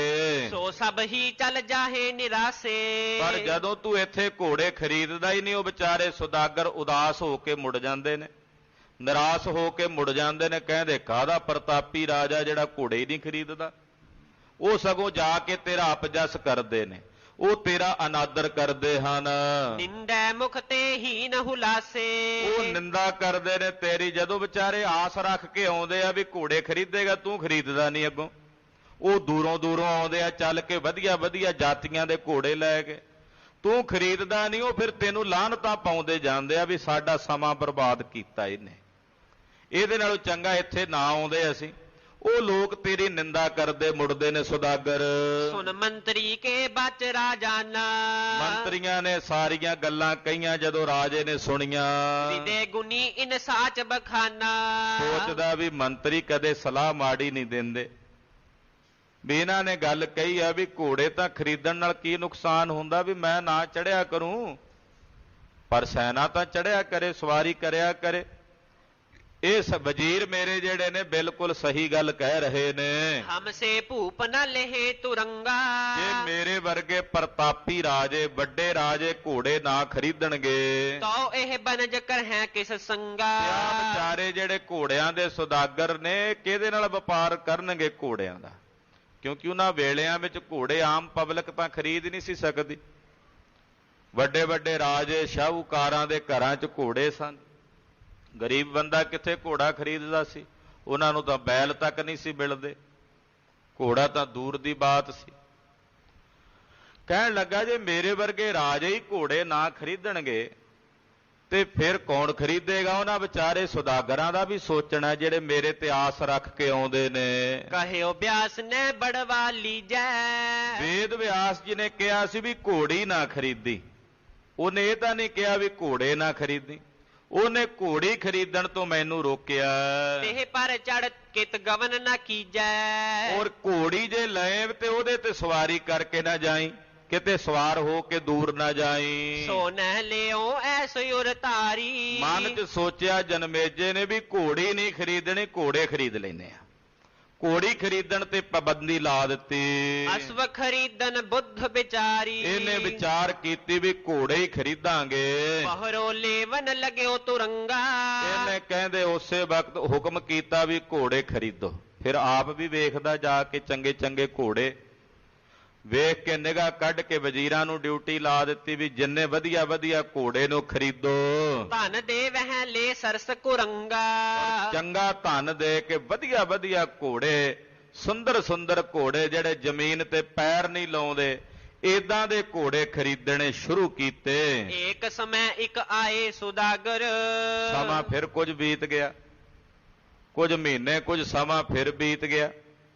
ਜਿਹੜਾ ਸਮਾਂ ਹੋਣੀ ਵੀ ਜਿਹੜਾ ਸਮਾਂ ਨਿਰਧਾਰਤ ਕੀਤਾ ਹੋਇਆ ਉਦੋਂ ਹੀ ਵਰਤਣੀ ਹੈ ਨਾ, ਉਹਨੇ ਵੀ ਆਪਣੇ ਸਮੇਂ ਨਾਲ ਹੀ ਵਰਤਣਾ। ਜਿਹੜਾ ਪਰਮੇਸ਼ਰ ਦਾ ਹੁਕਮ ਜਦੋਂ ਵਰਤਣਾ, ਤਦੇ ਤੇ ਧੰਨ ਗੁਰੂ ਤੇਗ ਬਹਾਦਰ ਸਾਹਿਬ 9ਵੇਂ ਪਾਤਸ਼ਾਹ ਕਹਿੰਦੇ ਭਾਈ ਤੂੰ ਕਾਹਦੀ ਚਿੰਤਾ ਕਰਦਾ, ਚਿੰਤਾ ਤਾਂ ਕੀ ਕੀਜੀਐ ਜੋ ਅਨਹੋਨੀ ਹੋਏ, ਇਹੋ ਮਾਰਗ ਸੰਸਾਰ ਕੋ ਨਾਨਕ ਥਿਰ ਨਹੀਂ ਕੋਏ। ਤੂੰ ਕਾਹਦੀ ਚਿੰਤਾ ਕਰਦਾ, ਚਿੰਤਾ ਤਾਂ ਕਰ ਜੇ ਅਨਹੋਣੀ ਹੋਵੇ, ਜਿਹੜੀ ਹੋਣੀ ਉਹ ਤਾਂ ਵਰਤਣੀ ਵਰਤਣੀ ਹੈ। ਜਨਮੇਜੇ ਨੇ ਕੁਝ ਸਮਾਂ ਬਤੀਤ ਕੀਤਾ, ਘੋੜੇ ਖਰੀਦਦਾ ਰਿਹਾ। ਸੰਗ ਤੁਰੰਗਨ ਚਪਲਿਓ ਜਾਗਰ। ਕਹਿੰਦੇ ਇੱਕ ਵਾਰ ਦਾ ਬਚਨ ਹੈ, ਉਹ ਬਚਨ ਜਿਹੜਾ ਹੋਣੀ ਸੀ ਉਹ ਵਰਤਣੀ ਸੀ ਨਾ। ਇੱਕ ਸੁਦਾਗਰ ਆਇਆ, ਘੋੜੀ ਬੜੀ ਸੋਹਣੀ ਉਹਦੇ ਕੋਲ, ਐਸੀ ਕਮਾਲ ਘੋੜੀ, ਹਾਂ ਜਿਹਦੇ ਕੰਨ ਜੁੜੇ ਹੋਏ, ਉੱਪਰੋਂ ਵਿਚਕਾਰੋਂ ਜਗ੍ਹਾ ਖਾਲੀ, ਵਿੱਚੋਂ ਦੀ ਹਵਾ ਨਿਕਲ ਕੇ ਉੱਤੇ ਬੈਠੇ ਸਵਾਰ ਤੇ ਆਉਂਦੀ। ਇਹੋ ਜਿਹੀ ਸੁੰਦਰ ਘੋੜੀ, ਪੈਰ ਜ਼ਮੀਨ ਤੇ ਨਹੀਂ ਟਿਕਦੇ, ਥਲੜੇ ਪੈਰ ਜਿਹੜੇ ਨੇ ਘੋੜੀ ਦੇ ਸੁੰਮ ਉਹ ਬੜੇ ਬੜੇ ਛੋਟੇ ਆਕਾਰ ਦੇ ਨੇ, ਔਰ ਬੜੇ ਸੁੰਦਰ ਘੋੜੇ। ਵੇਖਦੇ ਆ ਉੱਤੇ ਮੱਖੀ ਬੈਠੇ ਤੇ ਤਿਲਕ ਜਾਏ। ਉਹ ਘੋੜੀ ਲੈ ਕੇ ਸੁਦਾਗਰ ਆਇਆ। ਜਬ ਭੂਪਤ ਕੋ ਆਨ ਦਿਖਾਰੀ, ਸੁਦਾਗਰ ਨੇ ਲਿਆ ਕੇ ਘੋੜੀ ਰਾਜੇ ਜਨਮੇਜੇ ਨੂੰ ਵਿਖਾਈ। ਰਹੇ ਰੀਜ ਨਰ ਲਖ ਗੁਣ ਵਾਰੀ, ਜਿੰਨਿਆਂ ਨੇ ਵੇਖੀ ਸਾਰੇ ਰੀਝ ਪਏ ਗੁਣ ਵਾਰੀ। ਫਿਰ ਘੋੜੀ 'ਚ ਗੁਣ ਬੜੇ ਸੀ, ਆਗਿਆਕਾਰੀ ਸੀ, ਸੀਲ ਸੁਭਾਅ ਵਾਲੀ ਸੀ, ਚੰਚਲ ਸੀ, ਤੇਜ਼ੀ ਨਾਲ ਦੌੜਨ ਵਾਲੀ ਸੀ, ਕੱਦ ਬੜਾ ਉੱਚਾ ਸੀ ਘੋੜੀ ਦਾ। ਕਹਿੰਦੇ ਵੇਖ ਕੇ ਸਾਰਿਆਂ ਨੇ ਵੇਖਿਆ ਵੀ ਗੁਣ ਵੀ ਬਹੁਤ ਨੇ ਇਹਦੇ ਵਿੱਚ। ਨਿਰਪਤ ਸਮੀਪ ਕਹਿਤੇ ਅਸ ਬੈਨਾ, ਜਿੰਨੇ ਕੋਲ ਖੜੇ ਸੀ ਹੁਣ ਮਾਨੋ ਹੋਣੀ ਘਵਾ ਰਹੀ ਆ ਸਾਰਾ ਕੁਝ। ਉਹ ਕਹਿੰਦੇ ਰਾਜਾ ਐਸੀ ਘੋੜੀ ਅਸੀਂ ਜ਼ਿੰਦਗੀ 'ਚ ਨਾ ਕਦੇ ਵੇਖੀ ਹੈ ਨਾ ਸੁਣੀ ਹੈ। ਐਸਾ ਸੁੰਦਰ, ਕਹਿੰਦੇ ਕੈਸੀ ਸੁੰਦਰ ਘੋੜੀ ਹੈ। ਅੰਗ ਅੰਗ ਮਾਨੋ ਬ੍ਰਹਮਾ ਨੇ ਇਸ ਘੋੜੀ ਦਾ ਆਪਣੇ ਹੱਥੀਂ ਸਿਰਜਿਆ ਤੇ ਆਪਣੀ ਪੂਰੀ ਕਾਰੀਗਰਤਾ ਬ੍ਰਹਮਾ ਨੇ ਇਸ ਘੋੜੀ ਨੂੰ ਸਿਰਜਣ ਵਿੱਚ ਆਪਣੀ ਲਾਈ ਹੋਵੇ। ਵਿਸ਼ਵਕਰਮਾ ਜਿਹੜਾ ਕਾਰੀਗਰਤਾ ਦਾ ਦੇਵਤਾ ਹੈ, ਕਹਿੰਦੇ ਮਾਨੋ ਉਹਨੇ ਆਪਣੇ ਹੱਥੀਂ ਇਹ ਘੋੜੀ ਸਿਰਜੀ ਹੋਵੇ। ਐਸੀ ਕਮਾਲ। ਕਹਿੰਦੇ ਉਸ ਵੇਲੇ ਵੇਖ ਵੇਖ ਕੇ ਨਾਲੇ ਗੁਣ ਸਲਾਉਂਦੇ ਰਾਜਾ ਜਨਮੇਜਾ ਵੇਖਦਾ ਘੋੜੀ ਨੂੰ ਤੇ ਮਨ ਹੀ ਮਨ ਲੁਭਾਏਮਾਨ ਹੋ ਰਿਹਾ। ਬਾਜਨ ਇਹ ਉਚਿਤ ਤੁਮ ਐਨਾ, ਕਹਿੰਦੇ ਇਹੋ ਜੀ ਘੋੜੀ ਰਾਜੇ ਜਨਮੇਜੇ ਵਰਗੇ ਬਾਦਸ਼ਾਹ ਦੇ ਦਰਬਾਰ 'ਚ ਹੋਣੀ ਚਾਹੀਦੀ ਹੈ, ਰਾਜੇ ਜਨਮੇਜੇ ਦੇ ਘਰ 'ਚ ਹੋਣੀ ਚਾਹੀਦੀ ਹੈ। ਲੈ ਢਿਗ ਰੱਖੋ ਜਨ ਹੈ ਬਡੇਰੇ ਬਛੇਰੇ, ਕਹਿੰਦੇ ਇਹਨੂੰ ਲੈ ਕੇ ਉਦਾਂ ਰੱਖ ਛੱਡੋ, ਵਧੀਆ ਬਛੇਰੇ ਦੇਵੇਗੀ। ਘੋੜੀ ਚੰਗੀ ਹੋਵੇ ਅੱਗੇ ਬਛੇਰੇ ਬੱਚੇ ਚੰਗੇ ਹੁੰਦੇ ਆ। ਕਹਿਣ ਲੱਗੇ ਵੀ ਤੂੰ ਇਹਦੇ ਤੇ ਨਾ ਚੜਿਆ ਕਰੀ, ਲੈ ਕੇ ਰੱਖ ਛੱਡ, ਸਵਾਰੀ ਜ਼ਰੂਰੀ ਕਰਨੀ ਹੈ, ਬਛੇਰੇ ਚੰਗੇ ਦੇਵੇਗੀ। ਅਤ ਸੁੰਦਰ ਗੁਣ ਜਾਸ ਕਨੇਰੇ, ਤੇ ਜਿਹੜੇ ਇਹਦੇ ਵਿੱਚ ਗੁਣ ਨੇ ਫਿਰ ਇਹਦੇ ਜਿਹੜੇ ਬਛੇਰੇ ਨੇ ਉਹਦੇ ਮਾਂ ਵਾਲੇ ਗੁਣ ਬਛੇਰਿਆਂ 'ਚ ਹੋਣਗੇ ਅੱਗੇ। ਹੇ ਰਾਜਾ ਇਹ ਘੋੜੀ ਜਾਣ ਨਾ ਦੇਈ, ਮਾਨੋ ਇਹ ਘੋੜੀ ਨਹੀਂ ਕੋਈ ਇੰਦਰਪੁਰੀ ਵਿੱਚੋਂ ਆਈ ਹੋਈ ਇੱਕ ਐਸੀ ਕਾਰੀਗਰਤਾ ਦੀ ਮਿਸਾਲ ਹੈ। ਚੜਨ ਉਚਿਤ ਸੋ ਹੋਏ ਤੁਮਾਰੇ, ਇਹ ਤੇਰੀ ਸਵਾਰੀ ਕਰਨ ਦੇ ਵੈਸੇ ਉਚਿਤ ਹੈ। ਪੜਵਾ ਪੈਣਾ ਚੜ੍ਹੋ ਮਨ ਧਾਰੇ, ਹੈ ਤਾਂ ਤੇਰੇ ਚੜ੍ਹਨ ਵਾਸਤੇ, ਪਰ ਤੈਨੂੰ ਵੇਦ ਵਿਆਸ ਨੇ ਰੋਕਿਆ ਤੂੰ ਚੜੀ ਨਾ ਇਹਦੇ ਤੇ, ਲੈ ਕੇ ਰੱਖ ਛੱਡ। ਬਛੇਰੇ ਤਾਂ ਜਣੇਗੀ ਨਾ, ਬਛੇਰੇ ਵਧੀਆ ਹੋਣਗੇ, ਘੋੜਿਆਂ 'ਚ ਵਾਧਾ ਹੋਵੇਗਾ, ਤੇ ਉਦਾਂ ਇਹਦੇ ਤੇ ਸਵਾਰੀ ਤੂੰ ਨਾ ਕਰੀ। ਰਾਜੇ ਜਨਮੇਜੇ ਨੇ ਜਦੋਂ ਇਹ ਗੱਲਾਂ ਸੁਣੀਆਂ, ਇਸ ਪ੍ਰਕਾਰ ਸੁਨ ਤਿਸ ਕੀ ਬਾਨੀ, ਸੁਦਾਗਰ ਨੇ ਵੀ ਕਿਹਾ, ਕਹਿੰਦਾ ਮਹਾਰਾਜ ਮੈਨੂੰ ਸਾਰੀ ਜ਼ਿੰਦਗੀ ਹੋ ਗਈ ਆ ਘੋੜਿਆਂ ਦਾ ਵਪਾਰ ਕਰਦਿਆਂ, ਪਰ ਇਹੋ ਜਿਹਾ ਜਨਾਵਰ ਕਦੇ ਮੈਂ ਨਹੀਂ ਵੇਖਿਆ। ਇਹ ਤਾਂ ਪਤਾ ਨਹੀਂ ਆ ਲੋਕ ਕੀ ਹੈ, ਕਿੱਥੋਂ ਆਇਆ ਇਹ ਨਹੀਂ ਜਾਣਦਾ। ਲਿਓ ਤੁਰੰਗਨ ਮਨ ਠਹਿਰਾਨੀ, ਇਹਨੇ ਹੁਣ ਮਨ 'ਚ ਨਿਸ਼ਚਾ ਕਰ ਲਿਆ ਚਲੋ ਲੈ ਕੇ ਰੱਖਣੀ ਆ, ਆਪਾਂ ਕਿਹੜਾ ਚੜ੍ਹਨਾ ਇਹਦੇ ਤੇ। ਵੇਖੋ ਹੋਣੀ ਕਿਵੇਂ ਅੱਗੇ ਪ੍ਰੇਰਦੀ ਹੈ। ਕਹਿੰਦਾ ਮੈਂ ਕਿਹੜਾ ਇਹਦੇ ਤੇ ਸਵਾਰੀ ਕਰਨ ਲੱਗਾ, ਲੈ ਕੇ ਰੱਖ ਲੈਣਾ। ਸੁੰਦਰ ਦੇਖ ਹਿਰਦਾ ਲੋਭਾਇਆ, ਸੋਹਣੀ ਘੋੜੀ ਵੇਖ ਕੇ ਦਾ ਮਨ ਲੁਭਾਏ ਮਾਨ ਹੋਇਆ। ਸਰਬ ਸੁਦਾਗਰ ਕੋ ਦੇਵਾਇਆ, ਸੁਦਾਗਰ ਨੇ ਜਿੰਨੇ ਪੈਸੇ ਮੰਗੇ ਉਹਨੂੰ ਦਵਾ ਦਿੱਤੇ। ਲੈ ਘਰ ਰਾਖੀ ਹੇਤ ਵਧਾਵਨ, ਔਰ ਉਹ ਘੋੜੀ ਆਪਣੇ ਘਰ 'ਚ ਬੰਨ ਕੇ ਰੱਖਣ ਨੂੰ ਰੱਖ ਲਈ। ਗੁਣ ਮੰਦਰ ਸੌਂਦਰਜ ਸੁਹਾਵਨ, ਜਿਹੜੀ ਗੁਣਾਂ ਦੀ ਮੰਦਰ ਆ ਤੇ ਬੜੀ ਸੋਹਣੀ ਘੋੜੀ ਹੈ। ਗੋਪਾਲ ਜੋ ਸੇਵਕ ਆਹੀ, ਜਿਹੜਾ ਘੋੜਿਆਂ ਦਾ ਸੇਵਾਦਾਰ ਸੀ, ਘੋੜੇ ਸਾਂਭਦਾ ਸੀ, ਉਹ ਘੋੜੀ ਨੂੰ ਸਾਂਭਦਾ ਹੈ। ਜਦੋਂ ਟੋਰਦਾ ਫੇਰਦਾ ਘੋੜੀ ਨੂੰ ਤੇ ਆ ਕੇ ਰਾਜੇ ਜਨਮੇਜੇ ਨੂੰ ਦੱਸਦਾ, ਰਾਜਾ ਘੋੜੇ ਤੇਰੇ ਬੜੇ ਨੇ ਤਬੇਲੇ ਵਿੱਚ, ਪਰ ਉਸ ਘੋੜੀ ਦੇ ਮਨਿੰਦ ਕੋਈ ਦੂਸਰਾ ਜਾਨਵਰ ਨਹੀਂ। ਪ੍ਰੇਰਦਾ ਹੁਣ ਕਿਵੇਂ ਪ੍ਰੇਰਿਆ ਹੋਇਆ ਉਹਦੇ ਤੇ ਸਵਾਰ ਹੁੰਦਾ, ਹੋਣੀ ਕਿਵੇਂ ਉਹਦੇ ਕੋਲੋਂ ਅੱਗੇ ਵਰਤਾਰਾ ਵਰਤਾਉਂਦੀ ਹੈ। ਸਮਾਂ ਇਜਾਜ਼ਤ ਨਹੀਂ ਦਿੰਦਾ, ਅਗਲੇਰੇ ਪ੍ਰਸੰਗਾਂ ਵਿੱਚ ਉਹ ਕਥਾ ਸਰਵਣ ਕਰਾਂਗੇ। ਹੋਈਆਂ ਭੁੱਲਾਂ ਚੁੱਕਾਂ ਦੀ ਖੇਮਾ। ਵਾਹਿਗੁਰੂ ਵਾਹਿਗੁਰੂ ਵਾਹਿਗੁਰੂ ਵਾਹਿਗੁਰੂ ਵਾਹਿਗੁਰੂ ਵਾਹਿਗੁਰੂ ਵਾਹਿਗੁਰੂ ਵਾਹਿਗੁਰੂ ਵਾਹਿਗੁਰੂ ਵਾਹਿਗੁਰੂ ਵਾਹਿਗੁਰੂ ਵਾਹਿਗੁਰੂ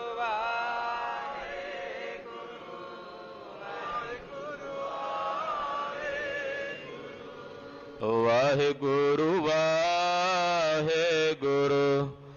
ਵਾਹਿਗੁਰੂ ਵਾਹਿਗੁਰੂ ਵਾਹਿਗੁਰੂ ਵਾਹਿਗੁਰੂ ਵਾਹਿਗੁਰੂ ਵਾਹਿਗੁਰੂ ਵਾਹਿਗੁਰੂ ਵਾਹਿਗੁਰੂ ਵਾਹਿਗੁਰੂ ਵਾਹਿਗੁਰੂ